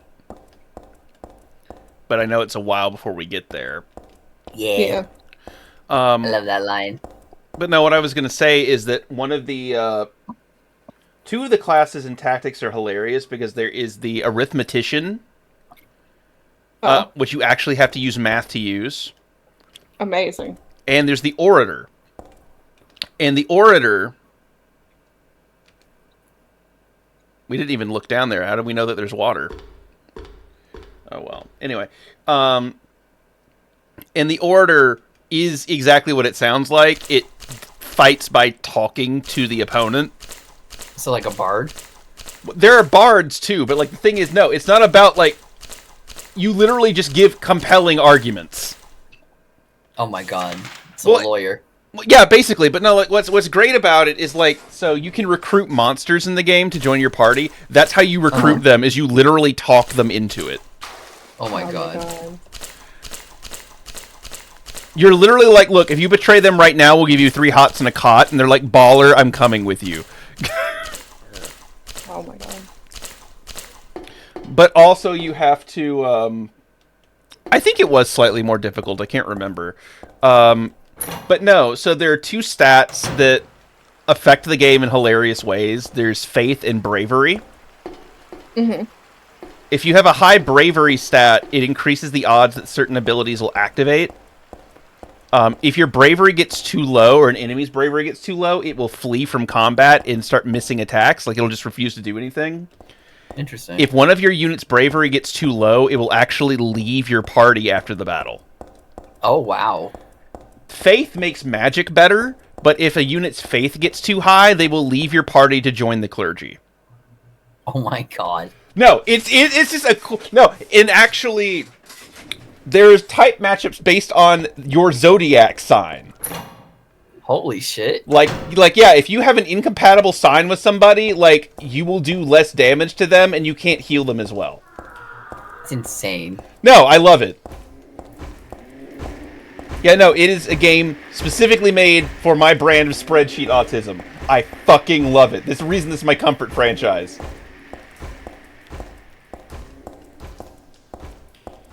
That and, the first game is ostensibly set in, like, fantasy Europe. And so they decided to go, like, the whole gamut of, like Anglo-European accents. Oh my god. So, like, you have, like, some of your standard, like, British accents and, like, the damn near Cockney accent. And all of the units' accents are, like, the main characters all have dedicated voices, but a lot of the units you recruit are somewhat randomized. Like, their names are randomized, their voices are randomized. Yeah. And one of my favorite units in my army right now is Merwin. She is Scottish. Oh, of course. She is very, very Scottish.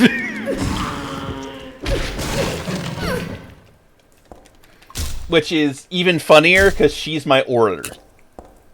Oh my god.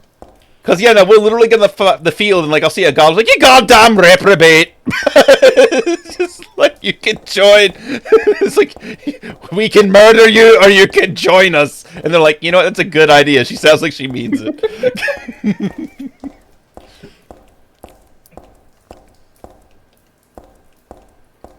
I love sewer levels. Aren't sewer levels great? Oh, yeah.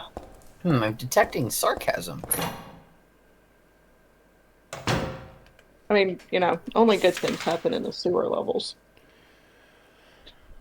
I need a sewer friend, I do.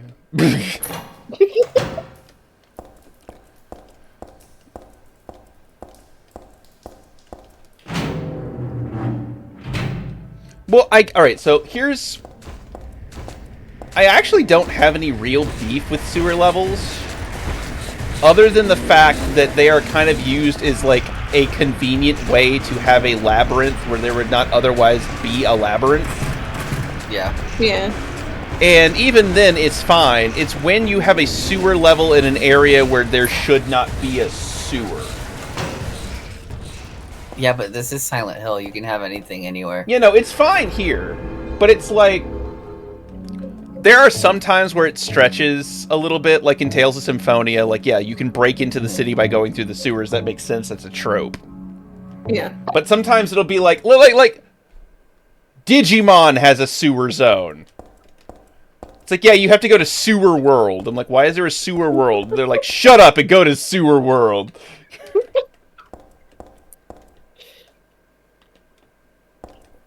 Yeah, even Kingdom Hearts has a sewer. Yeah, exactly.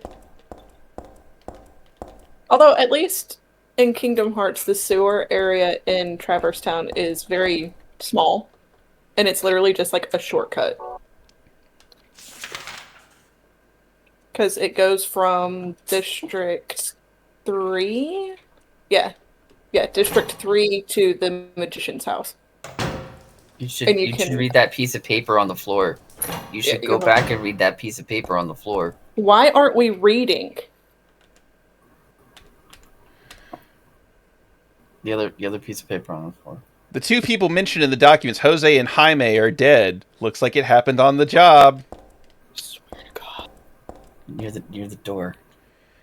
There are documents on the floor. They don't look like they have anything to do with me, but they've got today's date on them. That's weird.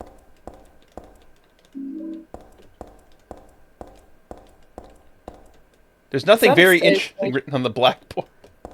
Use the save station. I'm gonna reach through the computer and choke you. I did use the save station. Yeah, he did. Okay. I'll use it again, though. Good. I mean, if I will trust... I will trust Hal that you used it. Danger! Keep out! This was probably pasted on that door there. I can see where it fell off. Well, not my problem.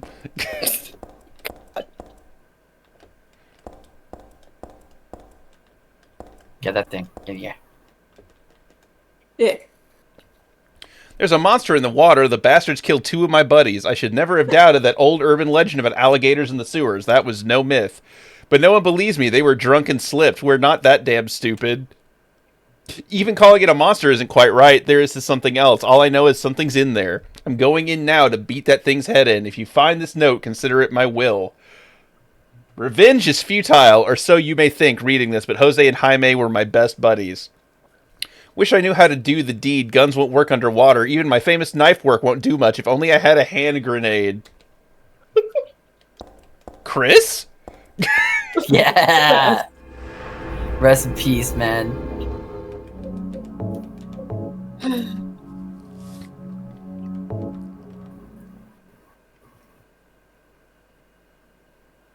No, that's fair. No, like New Maman does, in fact, require the presence of a sewer level. That's true. Should I try to go back up the ladder or no? Yeah, you can do that. Okay, I will. Just gonna zoom in. This tiny room is a tiny room. You sure about that?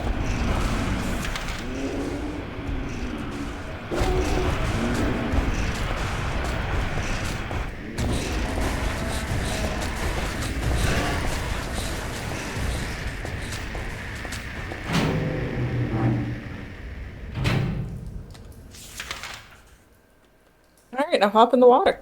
No. Go swimming. No! Even if there wasn't a monster in there, it's a sewer! And? We grew up near one of those. We've already done all of our sewer swimming. We've done our time. Okay, fair. The fact that we don't have extra limbs growing up by that thing is a miracle.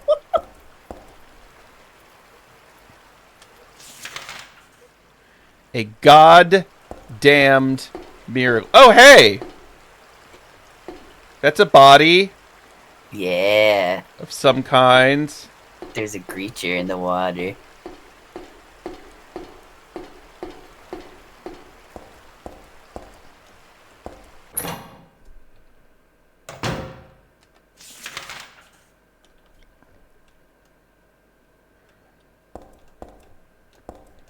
Now that's a now that's a lot of garbage. Giant enemy crab.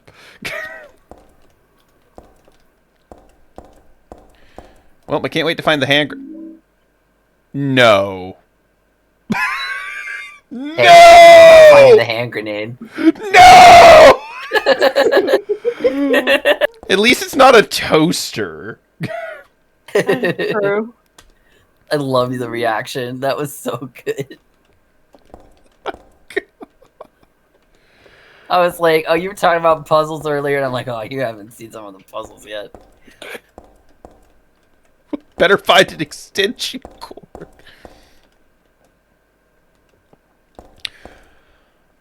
I do love, like, one thing I do adore about Silent Hill, and I do find it really goddamn funny. Like, unironically find really goddamn funny. Yeah. Is the convenient knowledge they have of machines. Yes. It's like, I don't know what this is, and then, like, 10 seconds later, oh, that's a winch! Bitch, you don't know what that is! Stop acting like you know what things are. You don't know what things are.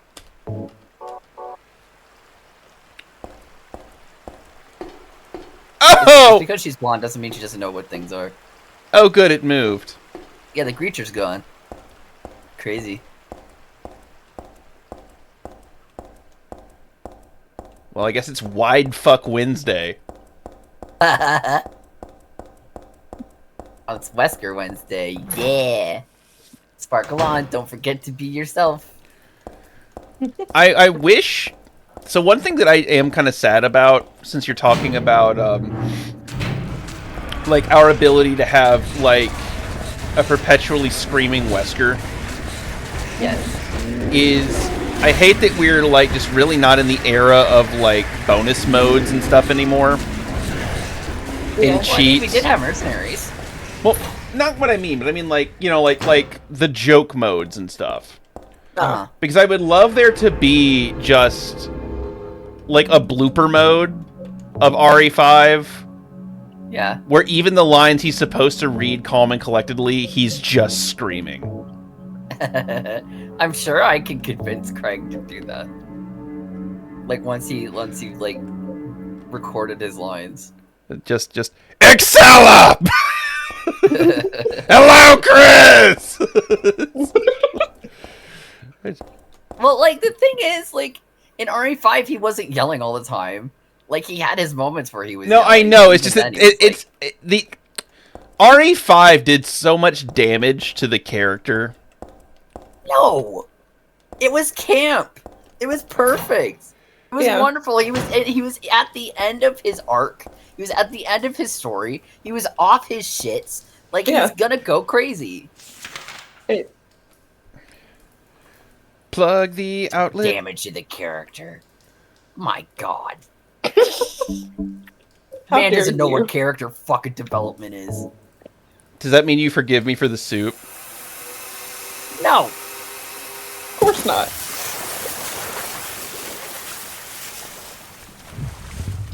If anything, the soup just knocks you back a bit. Every time you mention the soup. Well, no, that's true. So get knocked back. That would be the funniest thing, though, is if they changed the boulder punching scene. Oh my god. Mostly because I want to see people be butthurt about it. Like, I just want to see them change it in some really stupid, insignificant way and watch the internet get very upset. Though I think it would be funnier if they did, in fact, pull, like, kind of like the bonus cutscene we got, because we did get the toilet cutscene. Mm-hmm. Yeah. Would be like, if they get in front of the boulder and, like, Chris is, like, winding back, is like, that's stupid. Who would do that? And then, like, he just slowly rolls it off to the side. No, see, what people don't realize is that Chris punching the boulder is revenge for the boulder chasing him in Resident Evil 1. Yeah. Factually accurate. He does deserve his Inigo Montoya moment, you are right. He does.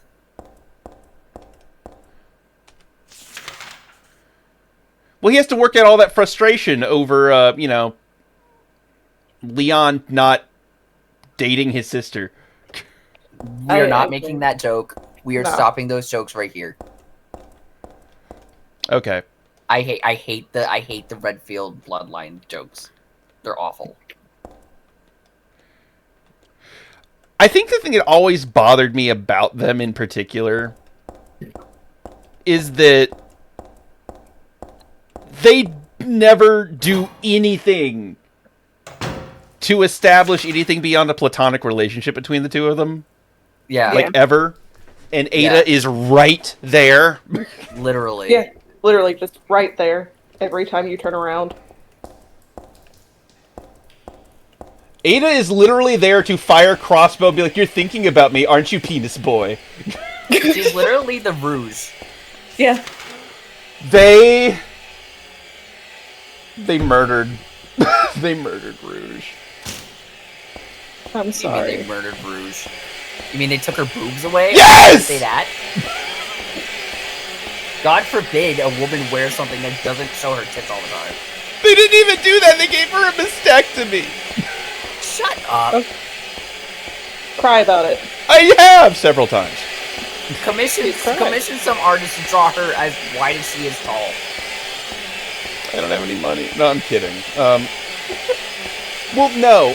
What I mean in more of a literal sense about it, like, I'm being hyperbolic, obviously, but, like, it's one of those things where at least, like, Shadow was meant to be edgy, and he's just kind of continued to be edgy the hedgy. Mm-hmm. Like, that's the bit. But, like, the character was intended to be written as and kind of played in a PG-13 way as, like, a femme fatale. And they stopped doing it. And I find that irritating. I think you can write a femme fatale without, like, her being just a blatantly, like, sex object. That's fair. Because you have, like, Ms. Mouse from the Paper Mario series, and she's a femme fatale. Oh, that's and true. She doesn't have giant knockers. That's true. Well, I mean, she's also 2D. But yes, no, you've got a good. Okay. This just in, Kami prefers 3D waifus. No, it's not true. There's literally no response I can give to that that's going to sound good. Yeah, that's right. I got you in a fucking corner. I'm just going to watch my following. I'm just looking at my following numbers, waiting for the numbers to go into the negatives. It's like, actually, you owe us money. Oh my god. I live in a dream. Snake eater. It's not true that I prefer 3D waifus. Congratulations. It's not the response you want to give. Valid. Oh, hey, we made it to Trash Island. You're out of the sewers. Amazing. You did it. You made it. We made it to Jersey. We did it.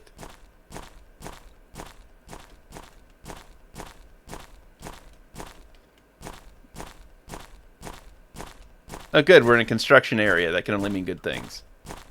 Yes. Obviously.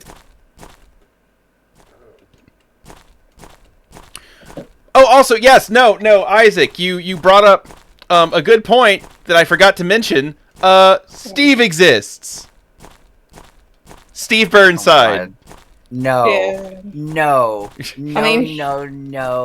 No. I mean, No. I forget who the girl is that she, like, teams up with, I think, in Revelations or, like, one of the other games. But no, I prefer that much better than fucking Steve. No, Steve is a goober. Like, let's be clear, Steve is not a catch. But like they had her pine for him, literally pine for him so hard. Ugh. Hello, criminal man that I've known for. Hell, Rebecca and Billy have more like chemistry. Honestly. To be fair, yeah, out of all the Resident Evil protagonists that were one and dones, I think that Billy's the one that I miss the most.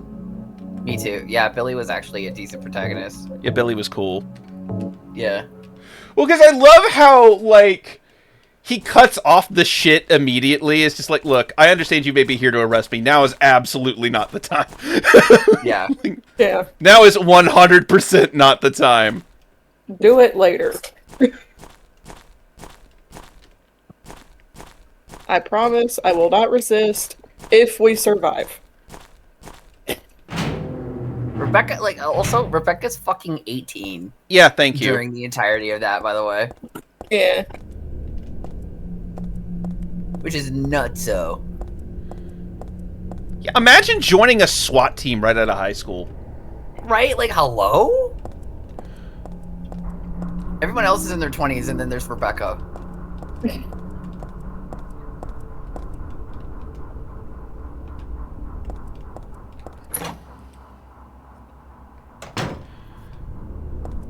No, Silver, yeah, no, I agree. I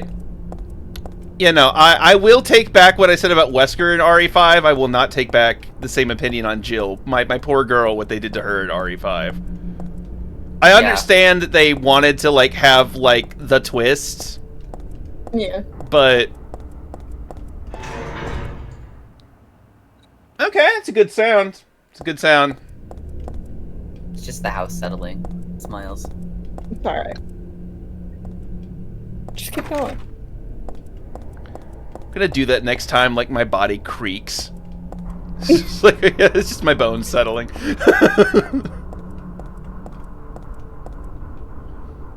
The third level ceiling has crumbled. For safety's sake, entry is forbidden. And yet we still tried to go in. Yeah, because we don't give a fuck. It's No. Silent Hill. If we don't try every door, are we really playing it right? Exactly. Thank True. fuck. Someone gets it. A stepladder. It's too big and bulky to take with me. That is not true. Yeah, well, I mean, they had her in Revelations, Yeah, that's true. but that really doesn't mean much. No, it doesn't. Because it was like a side game, and it was weird. It was like water themed. Yeah. Okay. So, I do want to say this. I still have PTSD from the D&D campaign. where you were the monk that wanted to fuck water. Yeah, Jericho, my boy, I love him. That kind of just sounds run of the mill for a D&D character, though. My beautiful baby boy Jericho, who had a spiritual and sexual relationship with all forms of water. Yeah. That sounds about right. It's a toilet. I thought this building was still under construction, but it looks like this has been used. Who the fuck is stomping around upstairs? It's a plain old wash basin. You mean a sink? It's a sink. No, it's a wash basin. Oh, and I assume it's a cart too. No, we use buggies here. Yeah, I did get so upset because it's part of playing Silent Hill. You have to check every door. I was also upset when fucking Craig didn't do it. Excuse you, I do call them shopping carts. The wall color looks a little different here, and the material is different too. It might break if it's hit hard enough. Oh my god, is this the... I think this is the Easter egg. Smack it. I'm gonna... My video gaming knowledge tells me... Smack it. Smack it like Wesker's ass. Mm-hmm. Well, if we're gonna do this, let's do it right. Yes! Yes! Yeah! Get out the heavy artillery. Woohoo! Yes, yes, this is the Easter egg. So that, do you know whose body that is? Whose body it is? Yeah, the person in the wall. Oh god, I should know. Yes. Mm-hmm.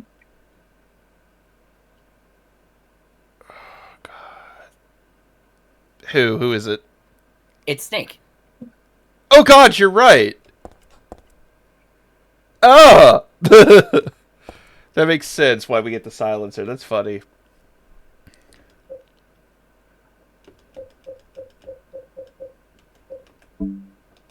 Solid Snake. Yeah, no. You know, from Yeah. like Metal Gear.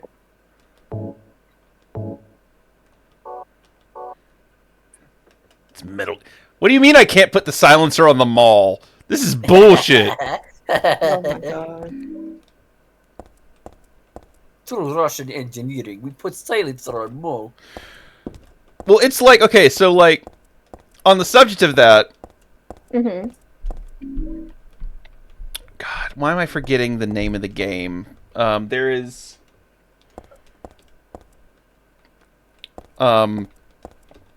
there was this very bizarre, like, active time action RPG game.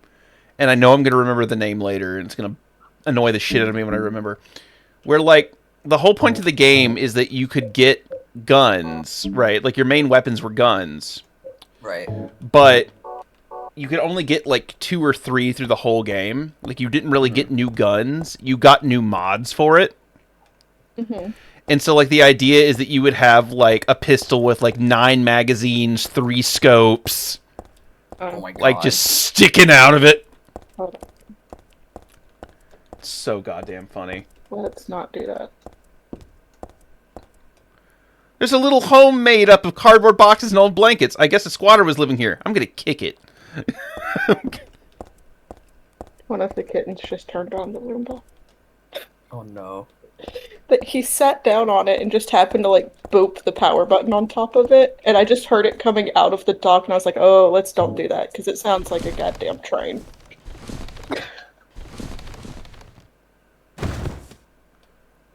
It's a filthy mattress. Will you drop it into the hole? I mean, that's always my first thought when I see a filthy mattress. I mean, why not?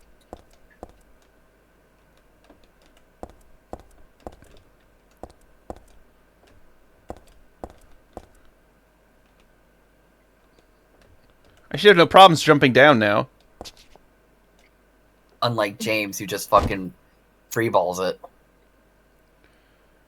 James jumps into every hole like Kratos falling off the cliff at the end of God of War 1. Yeah. Oh, this is a funky song. Yeah, this is not terribly threatening, actually. Just wait. This is just kind of nice. Mm. For now. It's some rubble. It could be dangerous if I'm not careful. Man, we have been killing monsters for the past few hours. We're beyond dangerous, okay? Like...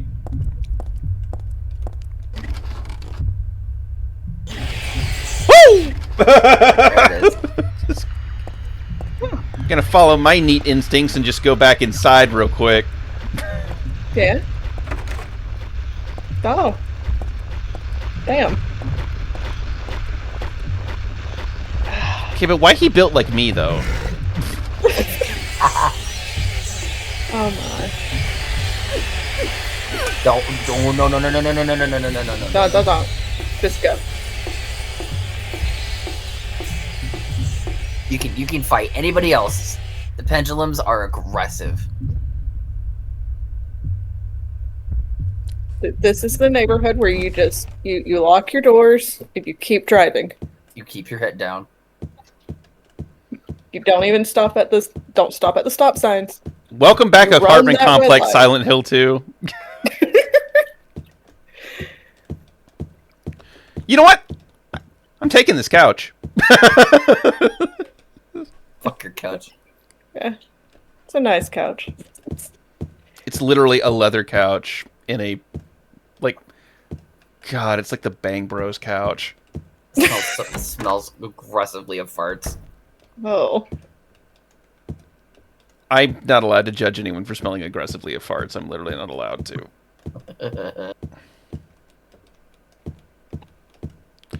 I enjoy many privileges in life. That's not one of them. You can't handle the way your bowels react, dog. I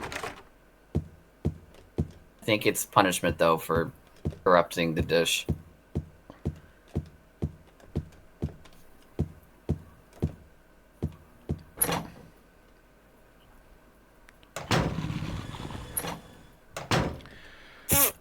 I love that specific phrasing. I'm sorry, like, corrupting the dish. I love that exact phrase. Like, it's... Yeah, I didn't... I combined it and made it in a non-traditional way. It's not like I tented it in a Faustian bargain for its soul. That we know of. Oh, good! Mannequin parts! I love mannequin parts. Mannequin parts! Yeah. I'd fuck a mannequin. I know. There's something weird about the headless ones. It's like they can still see me or something. I don't know. It's just ick. Great.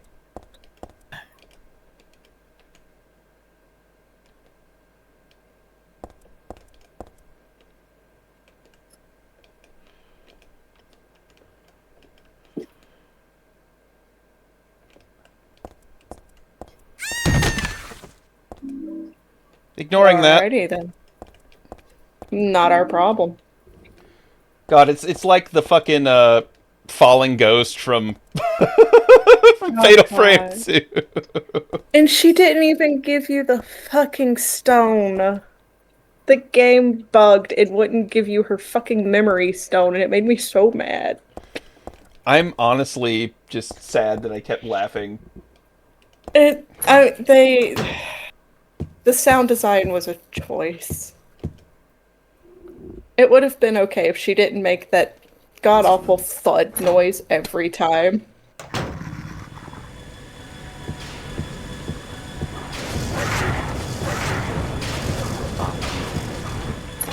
Monica's dance studio. Woohoo!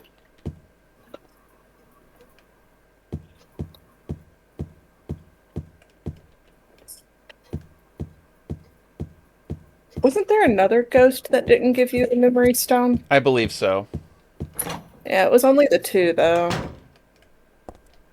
I bet you bugged it when you went and fought that one guy early. I got a map of the building from Mr. Harris. Come to the office to get it. Okay, I mean, that's helpful.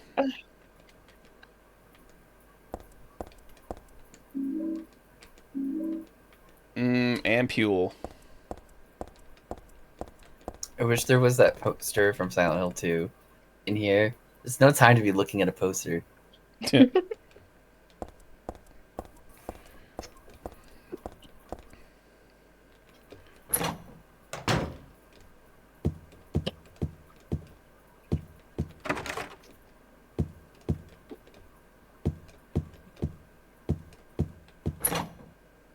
like how James determines the importance of like different things. It's like, yeah, I'll stick my hand in a nasty toilet, but I won't look at a poster. Right. Well, it's just like I love how, by contrast, Heather will tell you exactly what she sees, but definitely take the time to tell you that they are not important. Yeah. There's lots of shit, but none of it's important. Ma'am, how do you know?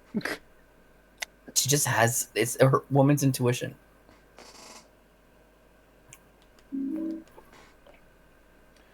Maria. Oh, yeah.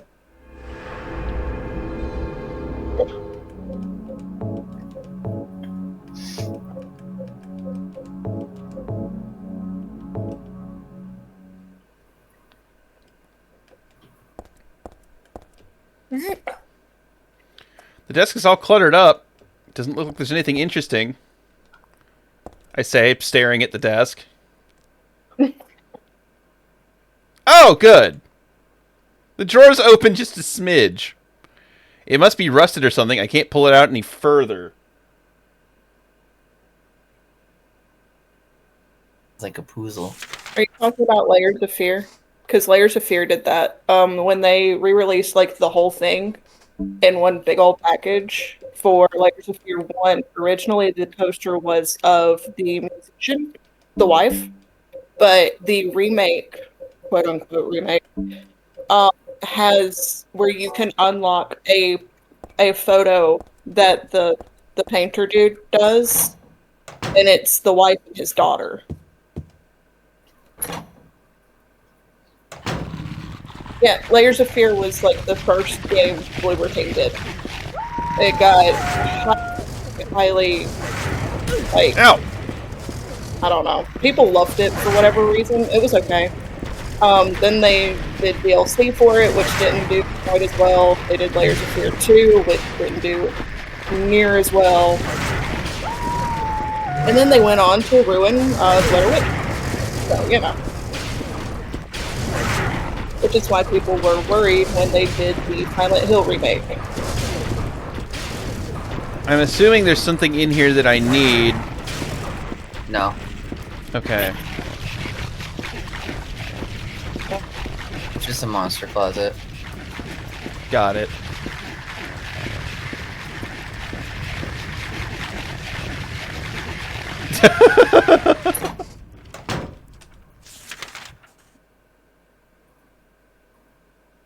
It's a big old room to not have anything in it. Yeah. Yep. That happens in Silent Hill. Like, haha, we put you in big room with lots of monsters. Get fucked. Welcome to Big Room. I mean, I'm pretty sure Layers of Fear isn't the first game to do that, but it's the only one I can think of off the top of my head right now.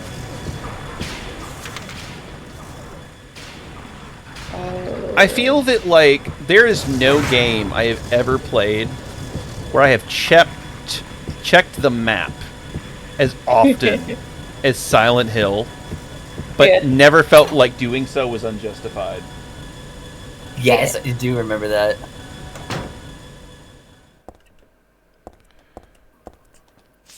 Like, I always feel justified in checking the map a billion times. Yes. Well, it's because it fills it out for you, so... Also, it feels good. Yeah. I like watching, like, when you interact with a door and it's locked, it gets the little red squiggly. Yeah. I like watching in the remake James actually like do it. Yeah. I'll actually buy the remake eventually. It's good.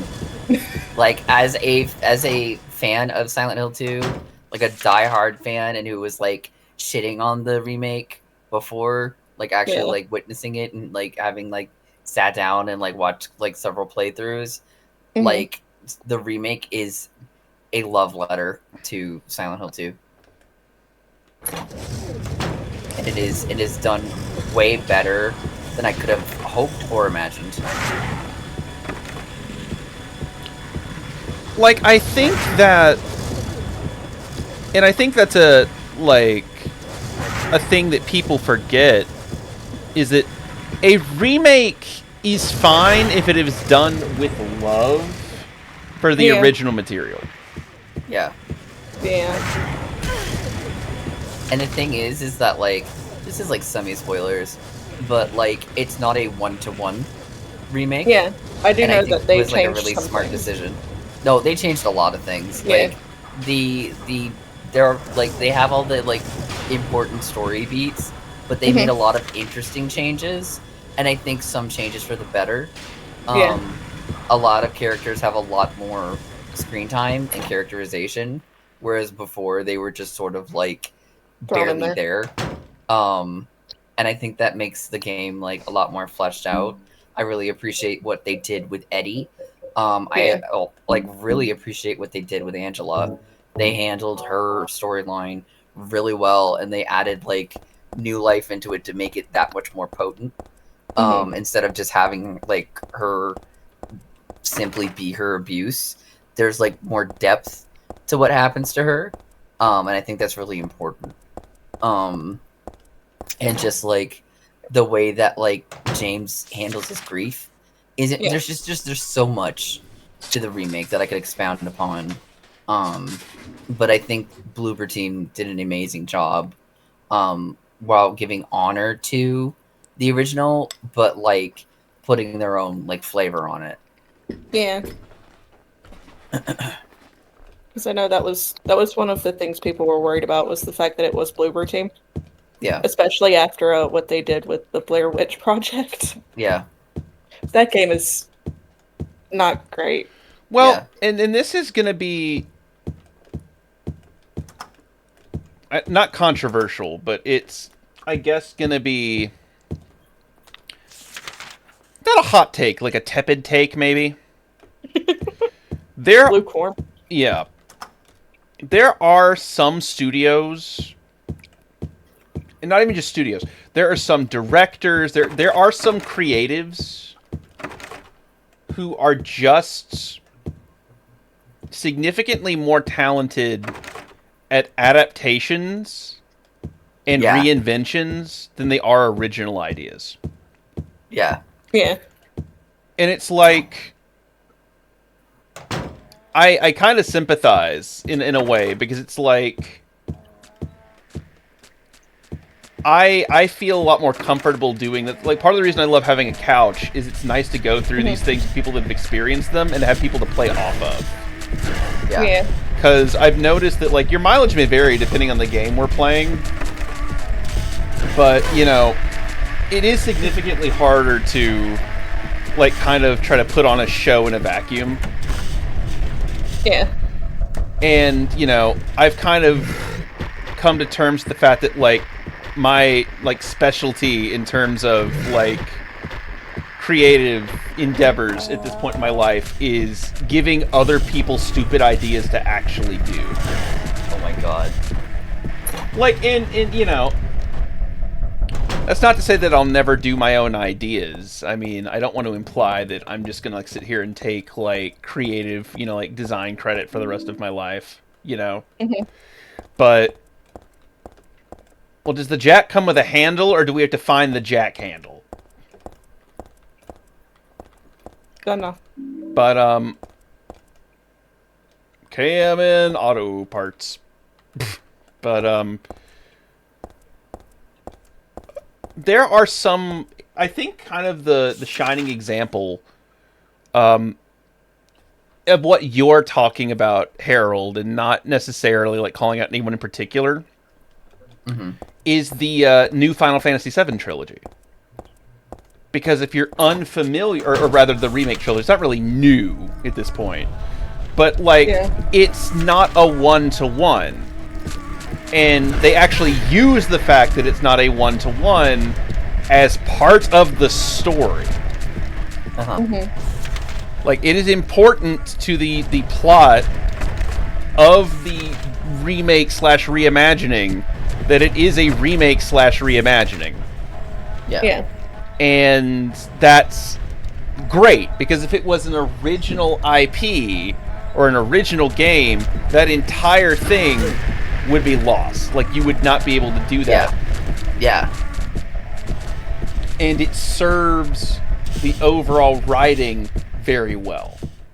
Yeah.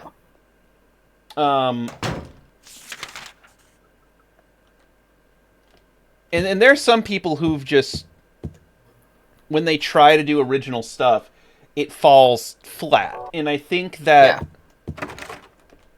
you know, it's kind of an overstated trope, but it is somewhat true. That, you know, like, every story has already been told, you know? Yeah. Repressor of memories. What the hell kind of title is that? I don't get this picture at all. Foreshadowing is a narrative device in which...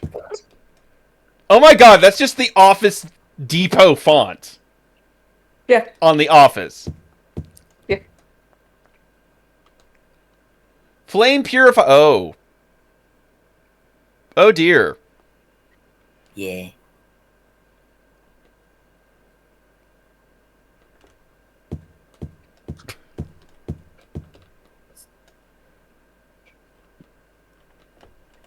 Man, that's 2003 money.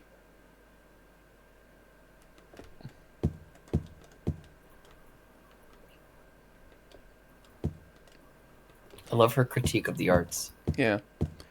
I mean, she's a high school girl. It's not shocking. But I love it.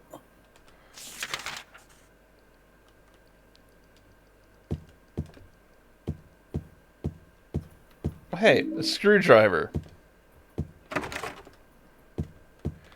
We have now unlocked the ability to jigger things open. Great. Love that for us. Shame that we're never gonna do that. Yeah, no. We're just gonna be like, oh, it's locked. Lock's broken. Okay, bye. But we actually have to put it in an electrical socket. You have to stab Claudia in the eye with it. See, I would love Konami to make, like, a MacGyver game. Yeah. Like, whoever did the Silent Hill puzzle design, to make a MacGyver game. Hmm.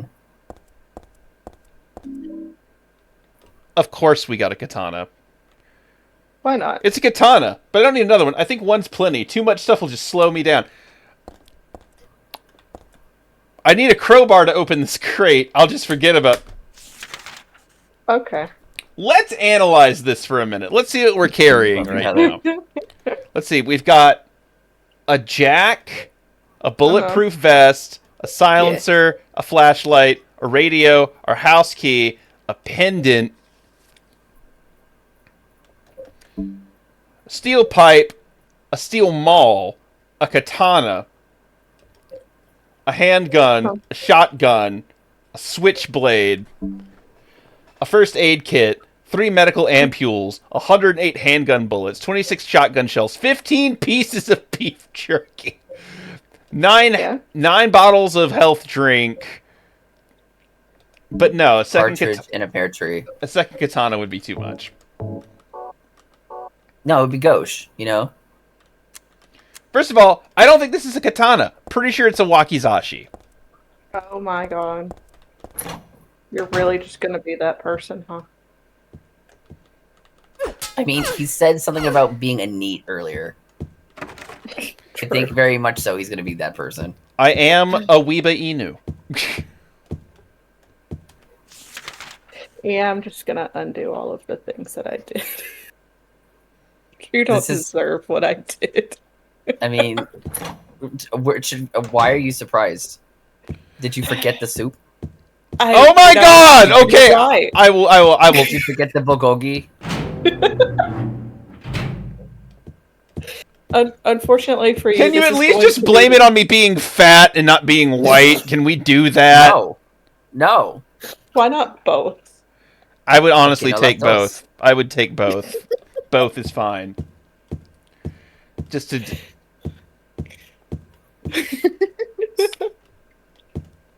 I'd rather be rotund than a bigot.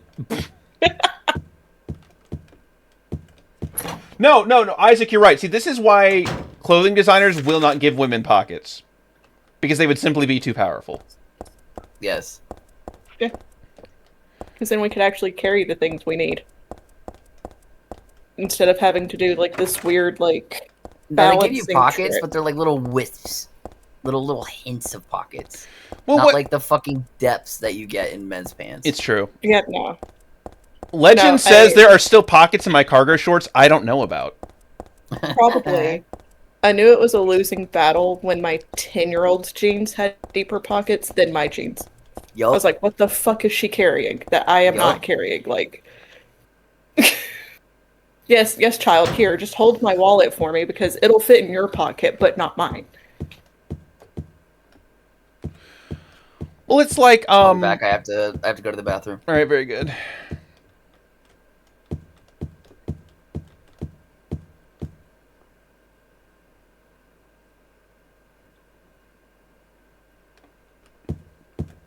But no, Isaac, to your point, I mean,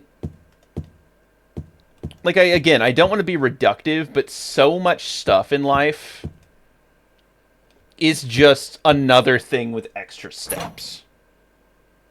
Yeah. And I do not encourage people to rip off other things. But I definitely think that, people should not be afraid of being inspired by good things. Yeah. I mean, because sometimes things that really should not work astoundingly well. Like, one of my favorite examples from recent memory is Lies of P. Should not work. On its head, stupidest goddamn idea I've ever heard of in my life. In execution, it's peak. Which one is that one? It is the Souls-like that is based on Pinocchio. Yeah, the Pinocchio game. The one that I was like, oh, that looks really cool. And then I actually saw the gameplay trailer and I was like, I will break my controller trying to play that. I'm not touching it. That's why I don't play Soulsborne games. I would be afraid to see you play a Soulsborne game. I'm not going to lie. I would legitimately be scared. Because I have gotten angry playing Souls game, and I have seen you get angry, but I don't know if I can handle seeing both of those things at once. I think I would evacuate. I would have to. I live 3 hours away from you, I would still have to evacuate. I generally just avoid games that I know are going to make me upset. I would have to go to the bunker. Buddy capper.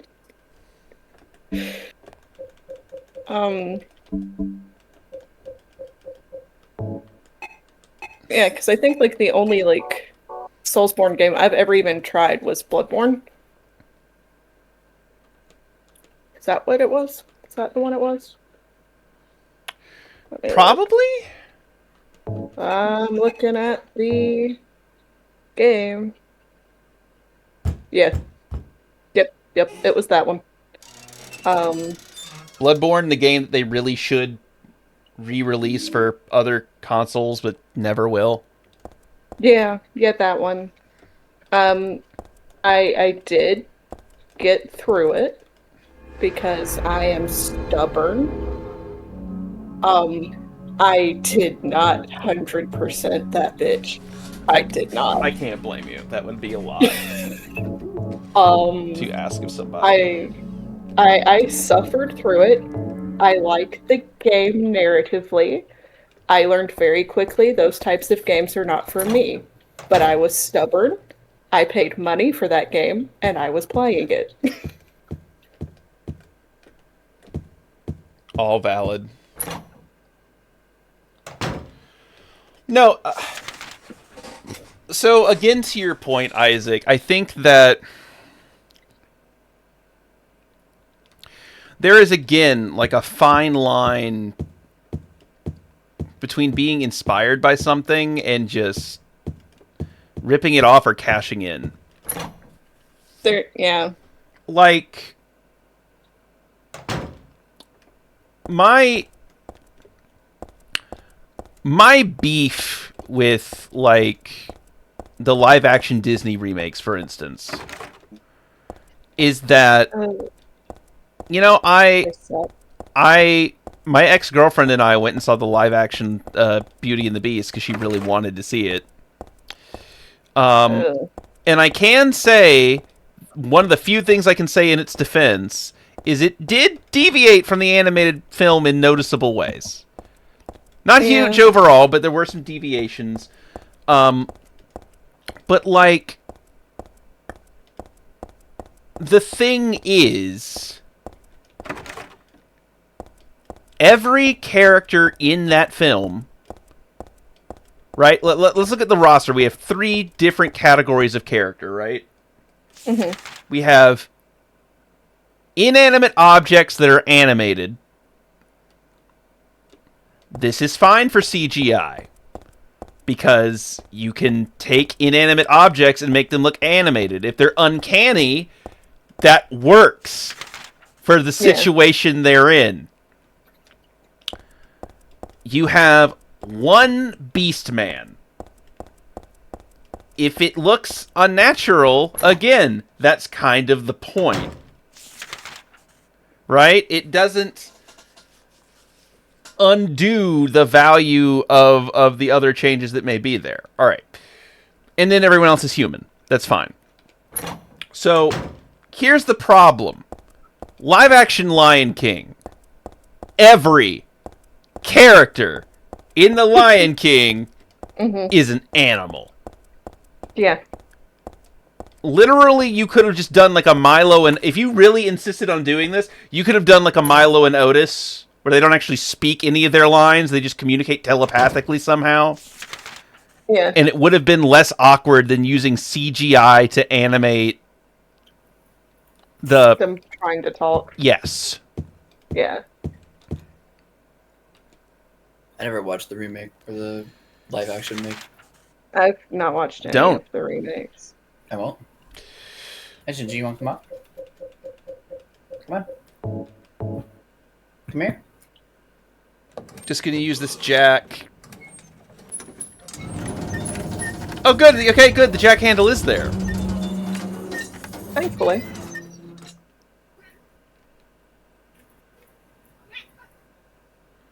Do I hear a Pico? There's a Gingy. Oh, a Gingy. Oh. Let's say I heard something. Gingy's always more talkative than Pico. Pico does talk, but Gingy's far more talkative. More talkative. Meh. Yeah. Yeah, she lets me know the business. Right? Well, I'm quite happy the kittens are asleep right now. Because Percy is very talkative, and if he was awake, he would be sitting up here just screaming at me. And he has, like, this weird, like, high-pitched but kind of raspy voice. On top of, like, the loud breathing he has. You couldn't hear anything over him, would be the problem. That'd be so funny. I think Kella forgets she can talk sometimes. Oh, she's just quiet. Most of the time, because it's like Guinevere is so god damn loud. Yeah. I don't think I've ever heard Guinevere, but also like she doesn't like it when people are over. She screams. She scream? Constantly. Oh no, when Tenny's not home, she will literally scream all day until he gets home. That's so funny. Oh. No, like literally when I was working from home, I would occasionally have to apologize to clients because it would pick up. Oh my god. Like she weeps like a Victorian child. That's so funny. But then when he comes back, she gets excited and screams in excitement. Yeah. And so it's just an eternal cycle of scream. Yeah, because then it turns from like the crying because he's not there to the excited screeches. Well, there's also another level to it where she also assumes that, you know, if you are in the kitchen, she's getting food. She's getting food, even though her food is not kept in the kitchen. She knows your food is kept in the kitchen. And if she asks nicely, she might be able to get some of your food. Keep in mind, like, this is any time anyone does anything remotely resembling making food. So, Oh god. Heather, you can absolutely use that. No one's gonna judge you. Like, it won't flush, but you can use it. You can use any toilet once. Yeah. But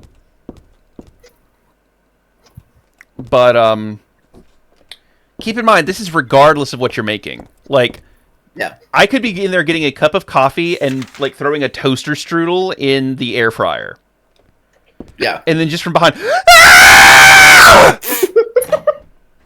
and I'm like, there's literally none of this that you would or can eat. Does not matter. Yeah.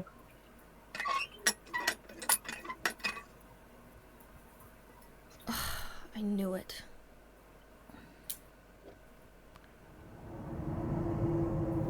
Ugh.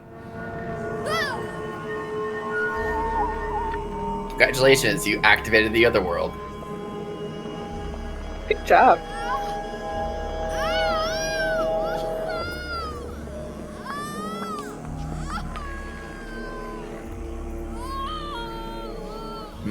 Symbolism.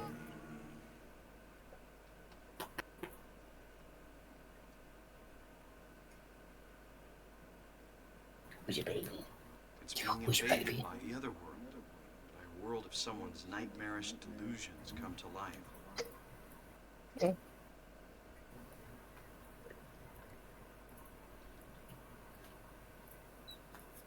Where's your baby? Is this where we get to see the Guardian monster for the first time? Vatiel? No. Yeah. Not again. I think? Because I know he shows up like momentarily in one of the earlier scenes, Yeah. but you can't really tell it's him. He'd just be cranking it. But then he gets like actually introduced in one of the sections. Yeah. I wouldn't know. It's okay. I said Guardian monster thing because I couldn't remember his name momentarily. You're good. Well, I mean, it's Silent Hill, so odds are it's probably a biblical angel. I mean, There are two types. There are two types of like monster names in Silent Hill. yeah. Yeah. There is like Uriel and Mhm. like Red Pyramid thing. yeah, or like Scrotal Tapestry. Insane cancer. Yeah. Oh no, you triggered the boss fight with schizophrenic vulva. What are you going to do? Oh my god. I hope they can't hear me, because then that's going to be in Silent Hill Q or whatever the next one's going to be. Oh my god. What did Okay, I did get his name right. Alright. Why is there a wheelchair in front of this building? Or a doll? I love how she's just questioning stuff now. Like, why? Why any of this? I don't know. So is it just Silent Hill F? Oh! That's like I don't standard like thing. that! I don't like that you at don't all! want the baby doll? You don't want the baby doll? You don't want to take it? You don't want to have a good No. time? No. What was That's your not- question, though, Kiku? Is it just Silent Hill F, or did F actually like stand for anything? I don't know. Great. Me either. I'm like, what? It looks like the Forte symbol. Yeah, I was gonna say, Well, what's all... Oh, shit! You good? Man, I am now. I'm in... you found the naked mole rat. Rufus, that kid. no! Cute. They're so cute. I love them. Oh, there's something here. Find the Holy One. Kill her? Oh, maybe. Oof. That's me. Who could have taken this photo? That's really creepy. Maybe the detective stalker dude. Who knows? It's like that photo of Leon that Krauser has. It's like it's so unnecessary. I mean, I've seen some of the game because I did the thing where I was like, I'm gonna watch part of a playthrough to see if I want the game, and I do want the game, and I will probably actually watch the rest of the playthrough before playing the game because I'm not one of those people that it'll just spoil it for me. Yeah. I will watch a whole Oh, playthrough and be like, shut yep. up. My boy is speaking. A 10 is speaking. Heather. That's what you're called now, isn't it? And who are you? Oh. The My name's queen. Vincent. Don't forget it, okay? I'm on your side. So you say. But how do I know you're not with her? Her? You mean Claudia? Please I wanna don't write him lump me so bad. together with her. She was totally brainwashed by that crazy old hag. I guess Okay. crazy old hag is a bit harsh. She is your mother, after all. My mother? What do you mean? You don't remember? Ah, so Harry didn't tell you anything. Name drop. I guess he hid the truth to keep you on his side. Eh? That figures. He's a pretty sneaky guy. Don't talk about my dad like that! Sorry. Oh boy. I apologize. Please, calm down. How do you know my father anyway? I know everything. I know about your past, too. Then tell me what's going on. You don't know even that? That's why I'm asking. If you know everything, then tell me how I can put an end to this. Not yet. Why not enjoy yourself a bit longer? Enjoy? I feel like I'm going crazy. Does this place get to you at all? Oh, it gets to me, all right. I Freak. find it most fascinating. Wait! I'm not finished talking! I knew you were on her side. How do you figure? There's something wrong with you, too.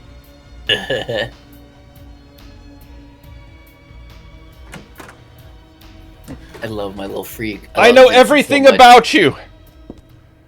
Well, can you tell me? No!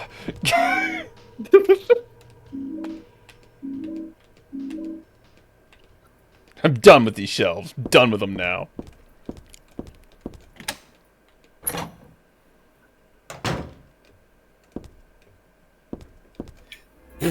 Anyway, yeah, I've also been debating on like watching a playthrough because one of my friends, another streamer, he's been playing through F, and so like I've been debating on watching a playthrough to see like whether or not I'd actually enjoy it. I don't know if I'd ever buy it. But yeah, like from what I've been told, it seems pretty interesting. It is.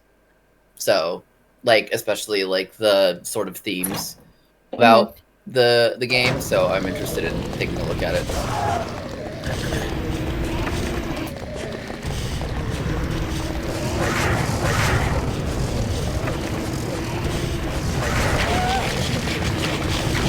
If you could just let go of me, that would be great. Thank you.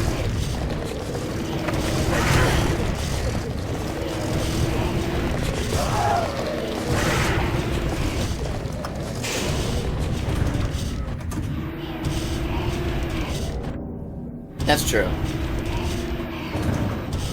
Oh, hey, the elevator works. Oh. Oh, dear. Oh yeah. Oh yeah, it works. Never leave.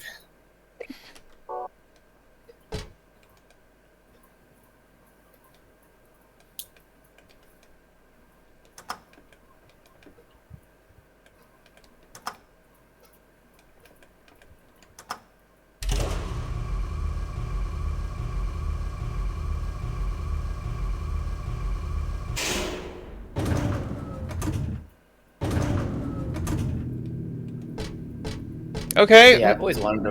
Oh, go ahead. Wood paneling.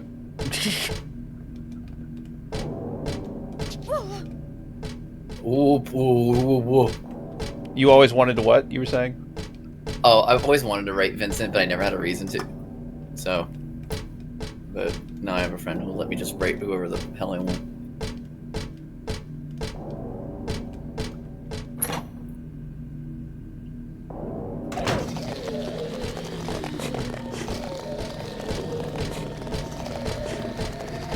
I don't know what that is, but it sounds goopy.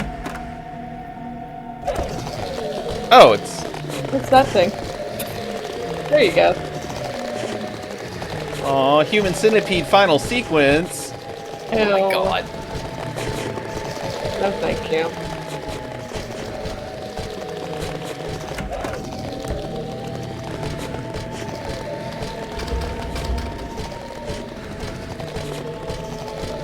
Still not as bad as the damn roaches. Oh yeah.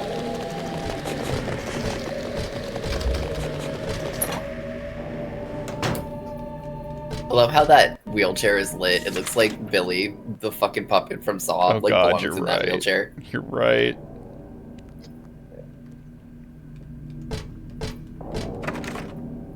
Kramer, I know you're here.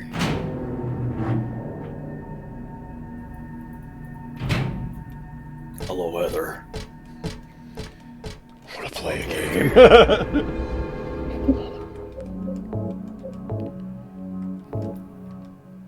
I know people were like, I have not watched all the Saw movies, but I do know they were like diminishing returns with them. I quit watching after the third one. I watched all 10 of them, baby. Oh, hey, look what's I back! commend you for your effort. Honestly, like, it was so fun watching them if you just turn your brain off. Yeah. And like the best part is like the traps are fun and whatever, but like it's like 3 and 4 like get really campy, and then like 5 gets campy as well, and then like things kind of fall off with like 6 and 7, and they tried to do like 2 reboots and it didn't work out. But like honestly, like 10 was probably like one of the better ones. Because I mean, you got you know Kramer back, but also and Amanda, but also like just like man, some of the traps were really good. Some of the like writing and directing was really good in 10.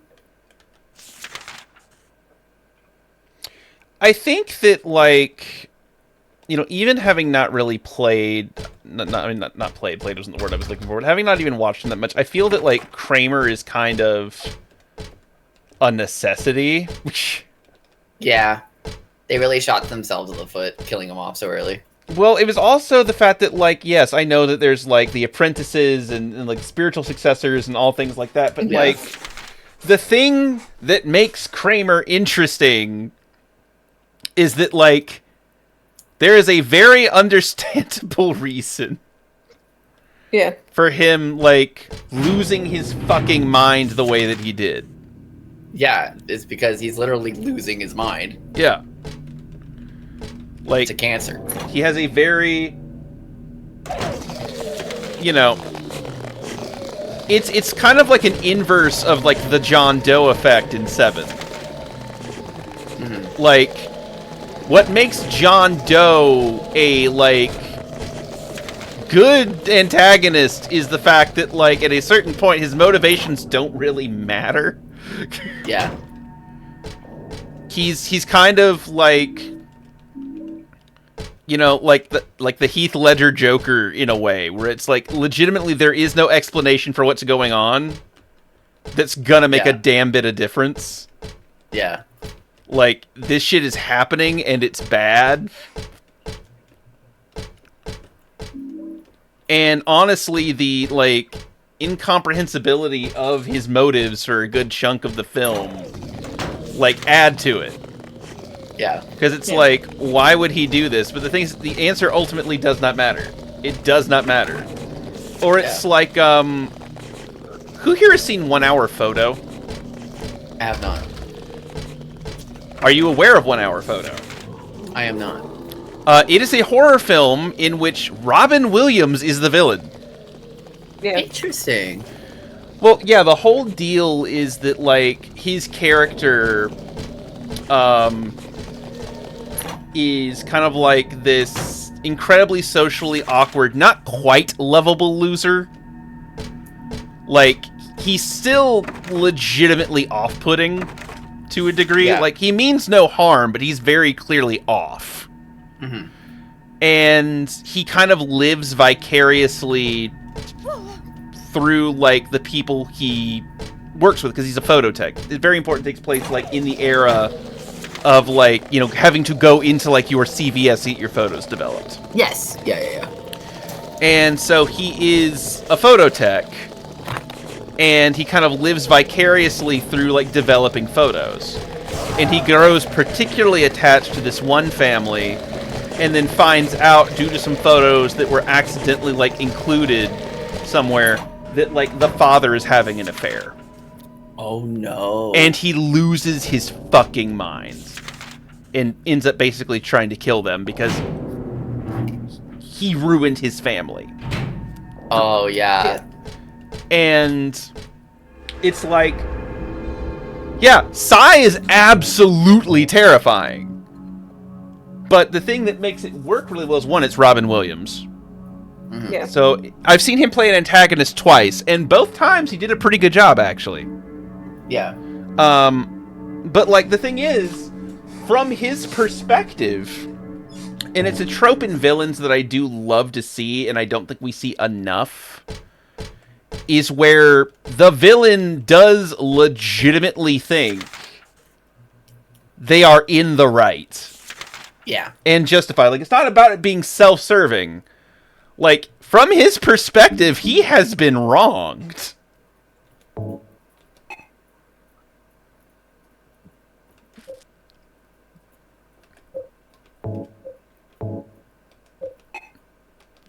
Okay, I need something else that's combustible. All right.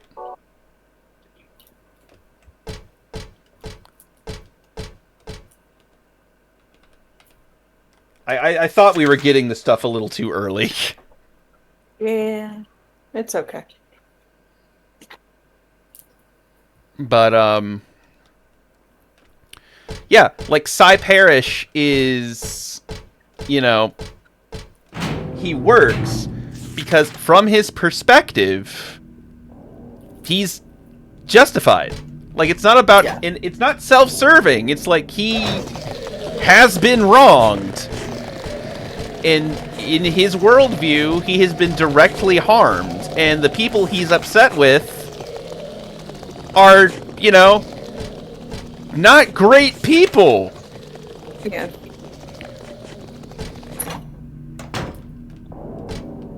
Because, you know, at a certain... It's not like, yeah, he's living vicariously, but they come in to get these developed. Like, he's met these people.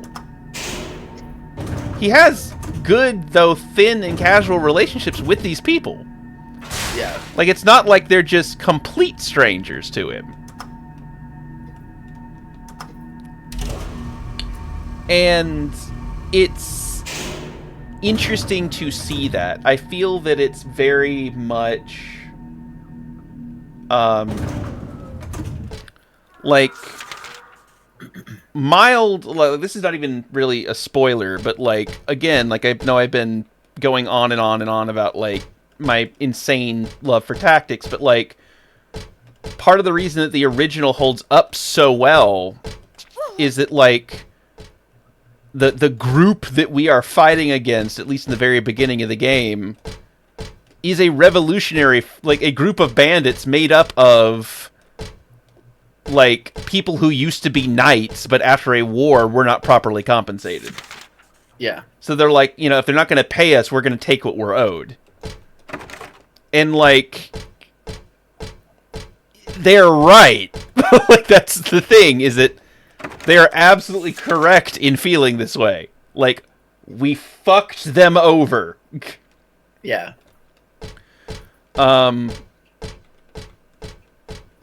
And it's a hard thing to write without doing it too on the nose, and so I'll give, like, people credit for that. But, you know, I think that, and part of it is just with, you know, like, ye old like Western capitalist priorities. Because people are too afraid to write an antagonist that people might be a little too sympathetic with. Uh-huh. But it's like, I think that makes a strong story, because it's like, yeah, there's a certain point where, like, Kramer lost the plot. But what's important is that there was a solid point there where, you know, he was not necessarily justified, but, like, you can understand what brought him there. Yeah. As opposed to, like, I'm gonna be evil for the sake of being evil. I think, though, that there should be more villains that are just evil. Because, Yeah. like, I'm kind of tired of the era of villains that are like, I was tortured as a child, or, like, my grandfather was thrown off a cliff and now I have to seek vengeance. It's like, sometimes we just want a Skeletor. Yeah. I Sometimes we just want a nasty can little bitch. agree with that, but I also think that the trope works better when it's reasonable. Like, I want more cartoon villains. that's fair. Well, it's like, you know, I know we were talking about, like, problematic dynamics and stuff earlier. Has anyone seen Old Boy? No. Oh yeah, if you want some fucked up cinema, watch Old Boy. That is a classic of a who wanted to see this. Mm-hmm. Because it's an absolutely insane film, but from the perspective of the villain, like, he's justified in what he does. Like, my thing is proportionality, right? Like, that's when I think it works. Like, the whole, I want to destroy the world because people were mean to me once,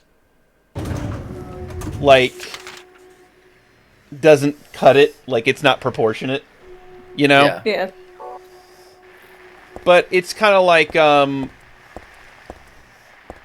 for those who have seen, you know, Breaking Bad, it's like Walt wanting to screw over his old business partners because they fucked him over, you know, like... Yeah. That, like, a lot of the shit he does is way beyond the pale by the end of that series, but, like, him getting the get back on them, honestly, even at the extreme he goes to, doesn't really feel unjustified. It's really when people, like, become these crazy Machiavellian supervillains because they got, like, bullied in high school that it becomes really tiresome for me. Oh, I guess we're gonna use those shotgun shells.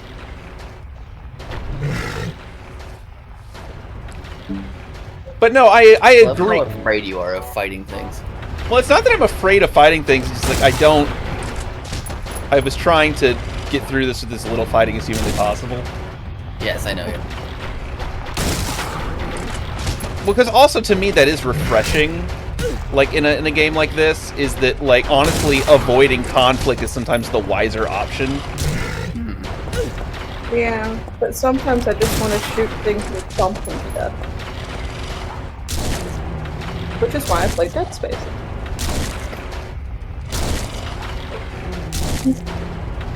But no, to your point, Harold, like, I think that we have kind of swung the pendulum too far in one direction. Oh my god. Okay, wow, we just... God. You just kicked him to death. I think we crossed that line between, like, abusing somebody and, like, they paid up front in terms of, like, stepping on somebody's balls. Yeah. That is, like, the threshold where, like, someone has paid for a service.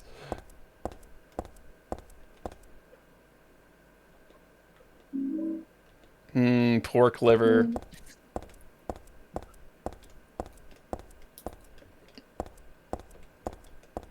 I hope it's not rotten. Like, I mean, look around you. baby, this whole place is tetanus. All the way down. Like... But no, I do like... villains that just... If a narrative lends itself to the villain not needing a strong motivation. Because it's like, yeah, in like Skeletor, in the universe they're in, that makes sense, you know? Yeah. Even if you don't do, like, some of the versions of Skeletor where, like, you know, he did kind of have it rough, because even Yeah. then, even those at like a certain point, like he was in fact hoisted by his own petard. Yeah. Like, it's not. Some of the stuff was uncalled for, but oh hey, hey buddy. You should read the book in some of it. Book. Very important. Light reading. Once upon a time, there was a monster living at the gates of a village. Okay, I'm following so far. It was very scary and a very bad monster. Okay, still following. It would catch people and crunch it up with its big teeth. Yeah. The villagers were afraid of the monster, and no one would dare approach the gates. Everyone was stuck inside the village. When the king heard about this, he summoned his knights. The knights eagerly rode out to defeat the monster. Ha! Take that! Their swords slashed and their spears flashed, but the monster wouldn't die. The monster tossed the knights into its mouth one by one, horses and all. What was the king to do? He fretted and fussed and paced the floor, but could think of no solution. Soon after, the village priestess came to the castle. She was a very kind and good person. The king asked her to defeat the monster guarding the gates. Of course.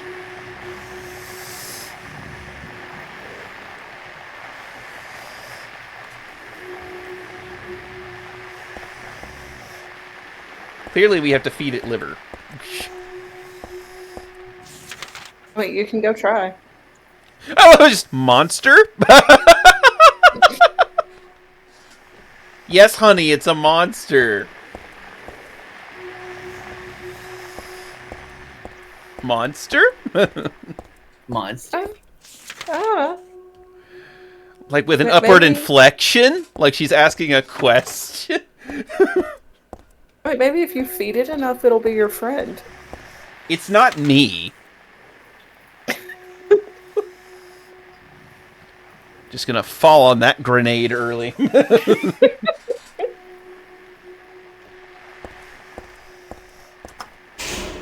Well, you are a dog.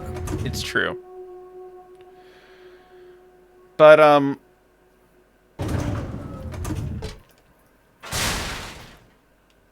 I also do kind of appreciate when they commit to the whole, like, my motivations are beyond your comprehension thing. Uh-huh.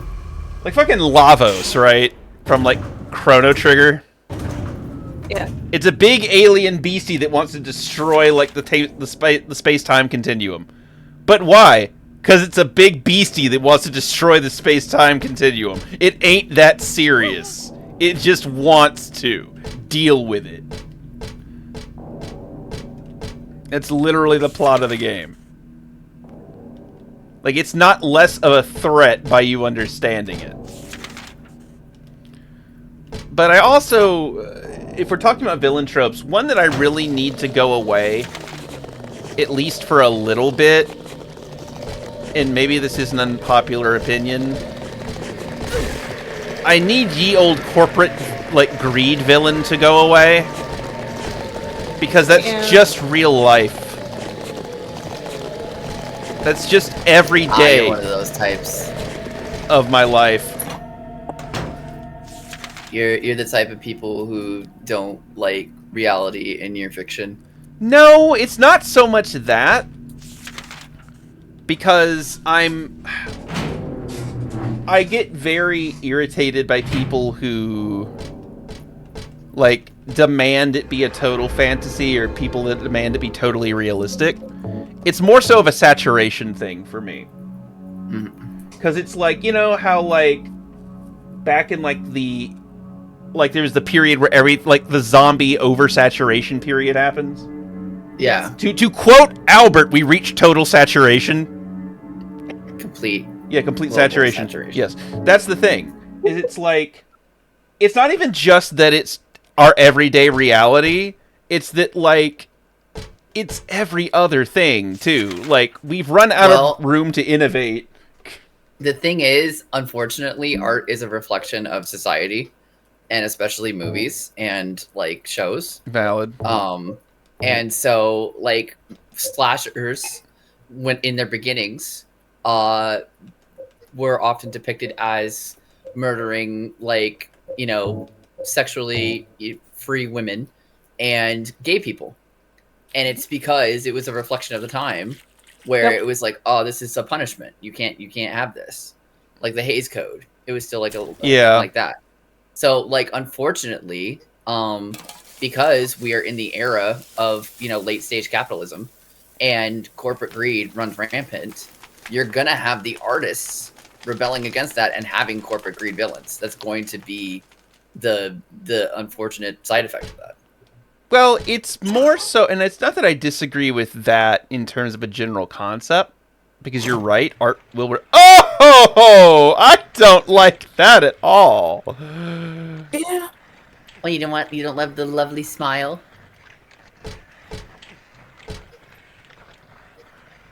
This is just a Colgate commercial. It's reminding you to brush your teeth. I will do that. I will do that after I eat my abomination stew.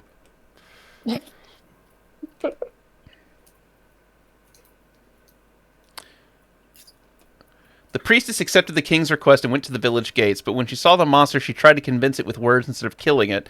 Shut up, you. I'm going to eat you up. The monster didn't listen to a word the princess said, but she kept trying to convince the monster to give up. It's wrong to eat people, you know. The monster grew very angry at this and attacked her, killing her with a single mighty blow. Well, damn. Well, that's unhelpful. Well, we learned that talking to it doesn't work. What do you mean? You can't whisper sweet nothings to the monster? Not this one, unfortunately. Damn. Wait, you're welcome to try, but... It's... So have I told you, like, again, how strange it is that I am a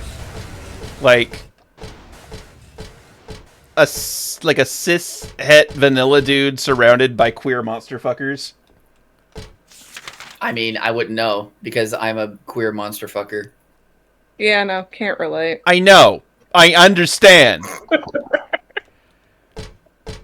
It's not meant for you to commiserate. You are the part that's miserating. I mean, the best I can give you is my straight appearing relationship, so... No, my point being is I don't know what sort of beacon I'm sending into the multiverse.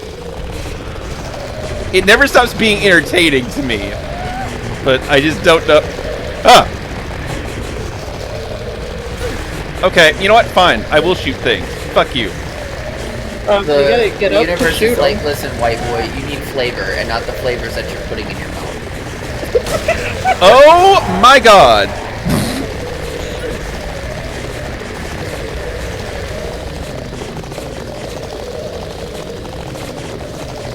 We're just here to keep things interesting. Listen, I can't speak much, because I too am a white boy, but at least I know my limits. I do not. Tommy. They're biting your ankies, Tommy. I am well aware of the state of my ankies. They're gone. They're just gone. They're not even cankles, man. They're just gone.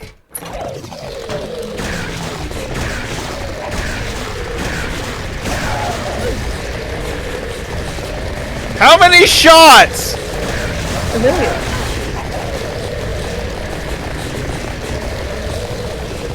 Get wombo comboed up in here.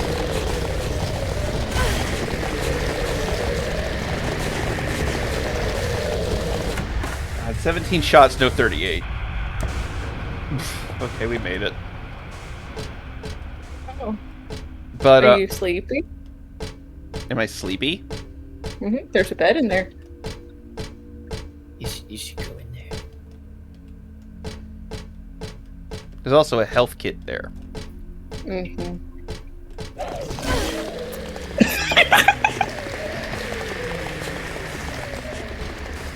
I hate everything. I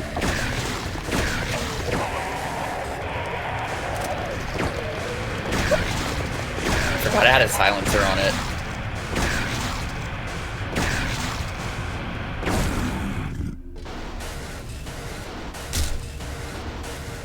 I'm surprised you didn't learn from Silent Hill 2. No, I knew that when you got really excited about me going in there was going to be something stupid in there. I'm aware.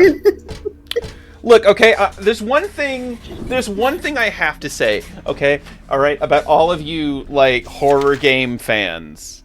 Not to say that I'm not enjoying them. I'm discovering that I actually do quite enjoy this genre. It's like, anytime you're like, you should go in there. I'll go for it. It'll be great. It always means it's not going to be great, okay? It means that there's something in there, because there's, like, you cannot be subtle about it. I don't want to be subtle. I mean, I get supple. I nurture my skin. I think subtle. I do the gold bomb thing. It rubs the lotion on its skin. Here gets the nose again. Would you fuck me? I'd fuck me. And that's what matters. But yeah, no, I approached that with the same subtlety that I approached the van in Silent Hill 2. God. Which was basically telling you, hey, there's something really scary but kinda cool there. You should go see it.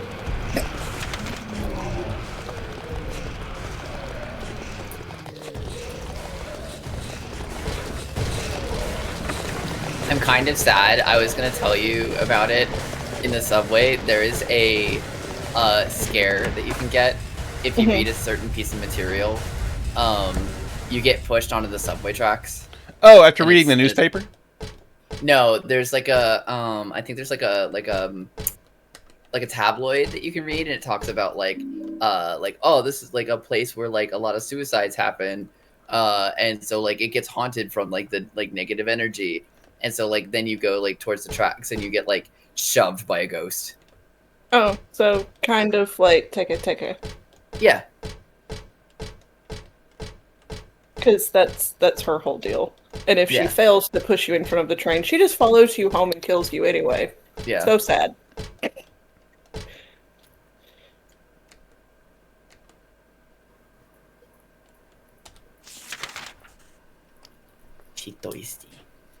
And yet... I mean, you know.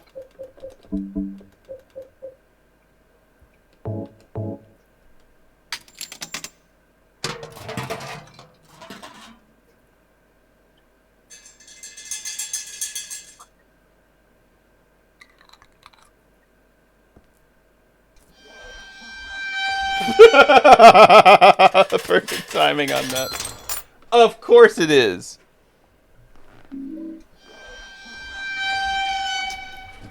Wait, I can unlock my life insurance now?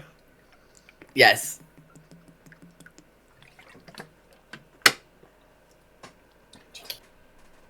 It's like your life insurance is like the door to darkness. Like you have to unlock it. Oh my god. It's like your life insurance is like the fucking One Piece. You have to find it. Oh, side note, by the way, did you guys see where Dolly Parton's sister became one of the most hated people on the planet for like just under 24 hours? No. So she made, I guess Dolly canceled like some performances. Yeah. Yeah. And her sister was like, "Oh yeah, no, she has to cancel due to some health concerns." And God, Siren, I love that game. Sorry, I read Isaac's comment. But like phrased it exactly like that. Oh. And so people are like, "What do you mean?" And Yeah, people kind of panicked. Yeah, and then they panicked, and then she's like, "Oh no, baby, she's just sick." She caught the flu. It's fine. Yeah, it's like you can't do that. Okay. I would recommend Siren to Kami, but that game is so hard. Yeah, no, see, a while ago when we were just kind of sort of talking about Fatal Frame and he had not actually decided to play it, I was like, well, there is Forbidden Siren. No. But that one, in order to even get, like, a neutral ending, it requires, like... so much. Oh a God. spreadsheet, a walkthrough, somebody Well, I knowing mean- what the fuck they're looking for. we know that Kami has the spreadsheet autism. However, that game is insane. Oh yeah, I know. I'm one of those that made the spreadsheet. Yeah. Like, I'm one of those that played that game like 10 times over at 100% it, because Oh I my absolutely god, good on adore you. it. Jesus Christ. I adore it. I watched a playthrough of somebody doing 100%, and oh my god, some of the It's- nonsense you have to do is like ridiculous. Yeah. And it's things that don't even make sense, like within the chapter. It's like, okay, with this one person, you're gonna see a ladder, but you're not gonna go up it. And you're like, but there's an item up there. Why wouldn't you go up it? And they're like, don't touch it. Don't even look at it. Just keep going. Oh, hey, it's Elberton Life Insurance. Oh, jeez. Across from the monster. Oh, hey. That makes sense. Monster? Monster?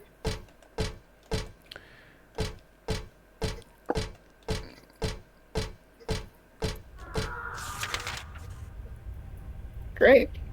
I think it's going back to what you were talking about earlier about you being surrounded by monster fuckers. I think it's funny, like, the stages of, like, what people consider to be too much as, like a monster fucker, or, like, what they consider to be a monster. Like, entry level, like, monster fucking is like, okay, I'd fuck a vampire. Yeah, no, Okay, I already got flamed for that. Yeah. And then you have people that, like, want to fuck, like, faceless walls of flesh. You know. So, not to name any names. I actually want to have... This is going to be the smoothest segue of my life. Oh my god. I would actually, like... I had a conversation with some other friends of mine recently that is, like, somewhat related to what you're talking about, and now I kind of want to have that conversation with you. Okay. Now, the faceless thing doesn't bother me. I have a good friend who's, like, a drone fucker, so I don't. Not my thing, but...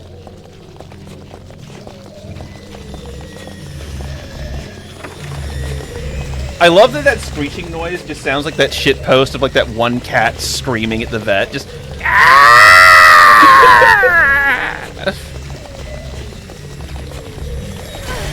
There's, like... Me and Gray were talking about this, but there's, like, a lot of psychology behind, like, monster fucking and, like, horror and the intersectionality between sexuality and, like, fear.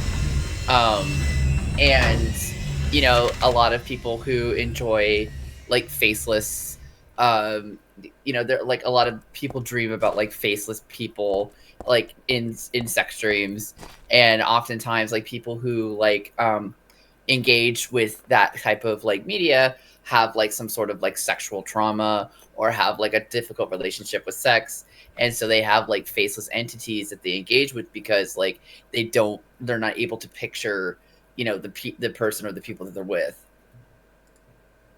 I find that fascinating.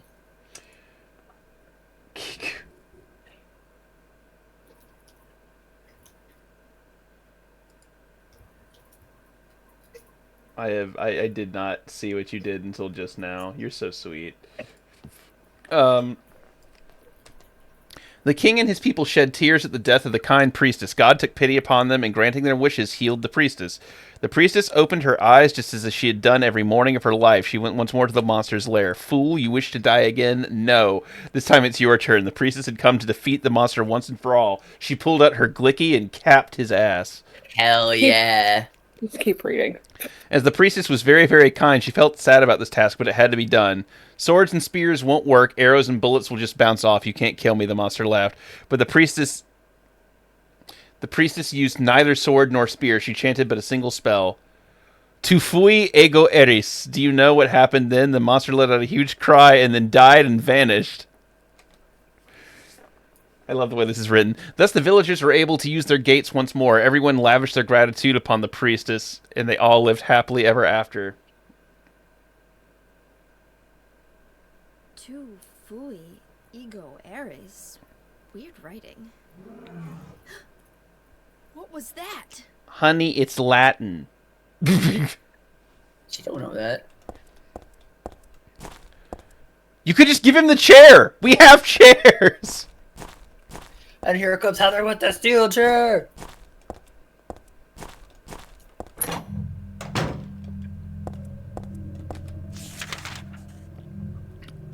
I have such a.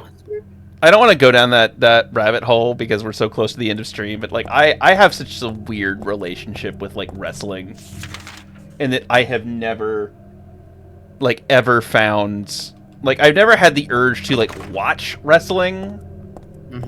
I've never really followed wrestling, but like especially in like media that uses like combat, I fucking love wrestlers, bro. I was watching some of like the older like Undertaker stuff for a little bit, and I love Paul Bearer. I miss him. I Paul wish there was Bearer more of is him. so good. Yeah, he has like the urn that like controls the Undertaker. It's so good. It's so camp. Like the 90s were like the perfect time.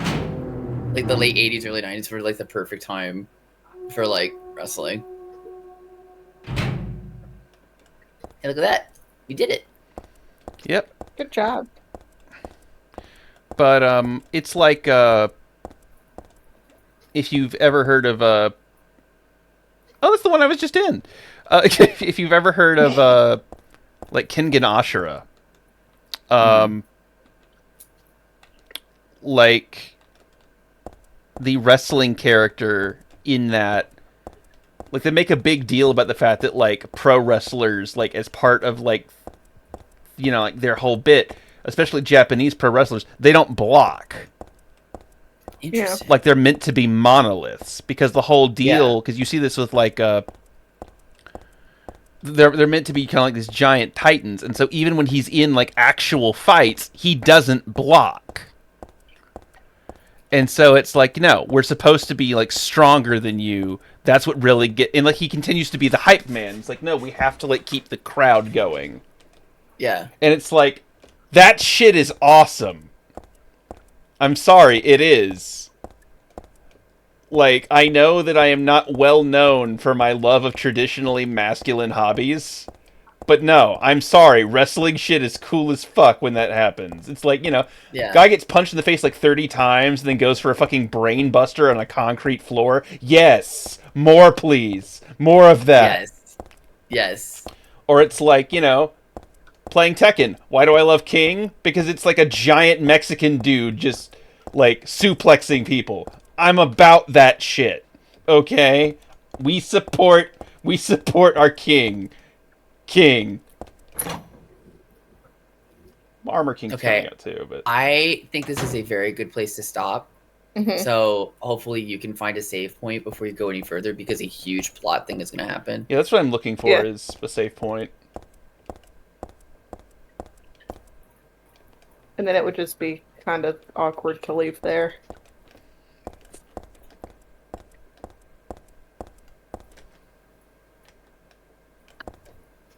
Oh, no map. Well, this is her apartment building, right? Like, that's where we are. Yeah. Yeah.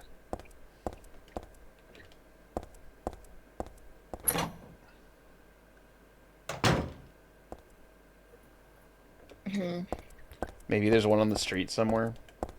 Yeah, I don't know. I'll look. But no, like, I'm really digging, you know, again, so the other King is going to be coming out in Tekken next week, actually. And oh, wow. Very sad I don't have the DLC, because he's the heel. Ooh. And so, like, he's got, like, you know, poison breath and, like, you know, does not follow, like, you know, it's all just really brutal looking stuff. And it's like, I'm sorry, it's peak. Like, I don't know what to tell you. This shit is awesome. Or it's like, I think one of my favorite ones in, like, Japanese media in particular, because I know that the series itself was really mid, but History's Strongest Disciple Kenichi. Because one of the, like, one of the major bad guys was a luchador. And they were like, you know that, like, pro wrestling is not, like, a real martial art. And he's like, bitch, watch me. Oh my god.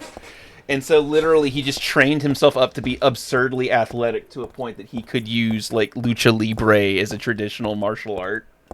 That's insane. And if I remember correctly, like they pulled a Kakashi on him one time because, of course, again he's a luchador. So like they're fighting him and they try to remove his mask. And under his mask, there is a second, slightly tinier mask. Yes. Amazing. I'm like, you know what? That's some king shit. That's the good shit. That's some king shit right there. We might just have to go do the plot thing, which is fine. We might have to, yeah. I mean, we've already talked about cultural appropriation, queer representation in media, pro wrestling, and monster fucking. I don't think ending in an awkward story beat's going to be the thing that tanks this stream. God. Yeah.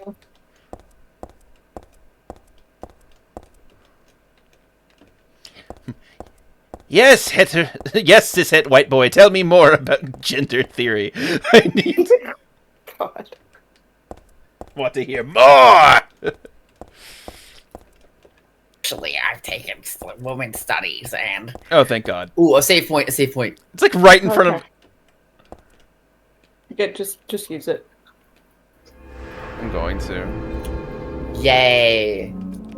We did it. You got pretty far. That's not bad. Yeah, no, Impressive. after we got ran over for like the 4th time, we did pretty good, actually. Yeah. Yeah.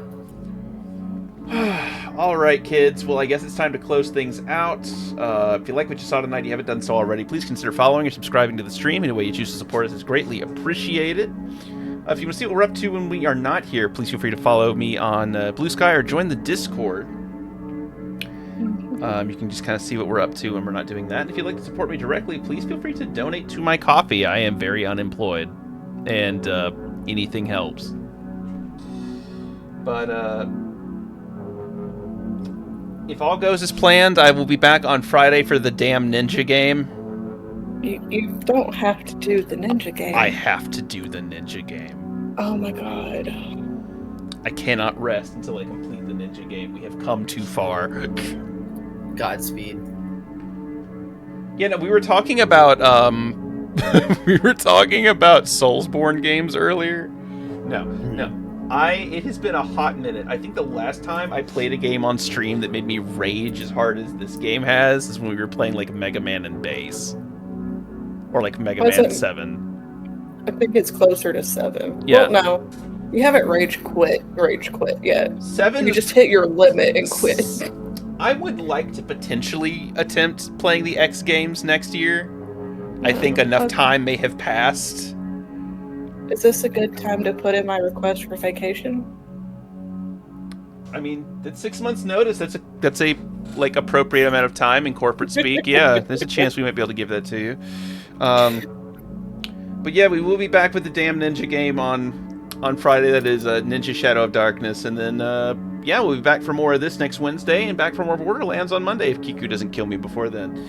I'm having too much fun playing it. Well, friends, is there anything you would like to say before we adjourn for the evening? Thank you for having me once again. I'm so happy to be here for another Silent Hill. I will be here next week. So look forward to my bunny ass showing up again. Indeed. Alright, well, I'm going to tell you what, much as I hate to do this, because I know it's bad form, most people have already popped off. I'm tired and hungry. I still haven't finished my dinner. So I am going to go ahead and neglect the raid for the evening. We're going to go ahead and pop off, but we will see you back again, hopefully, on Friday. So until then. Will be. Bye-bye. Bye.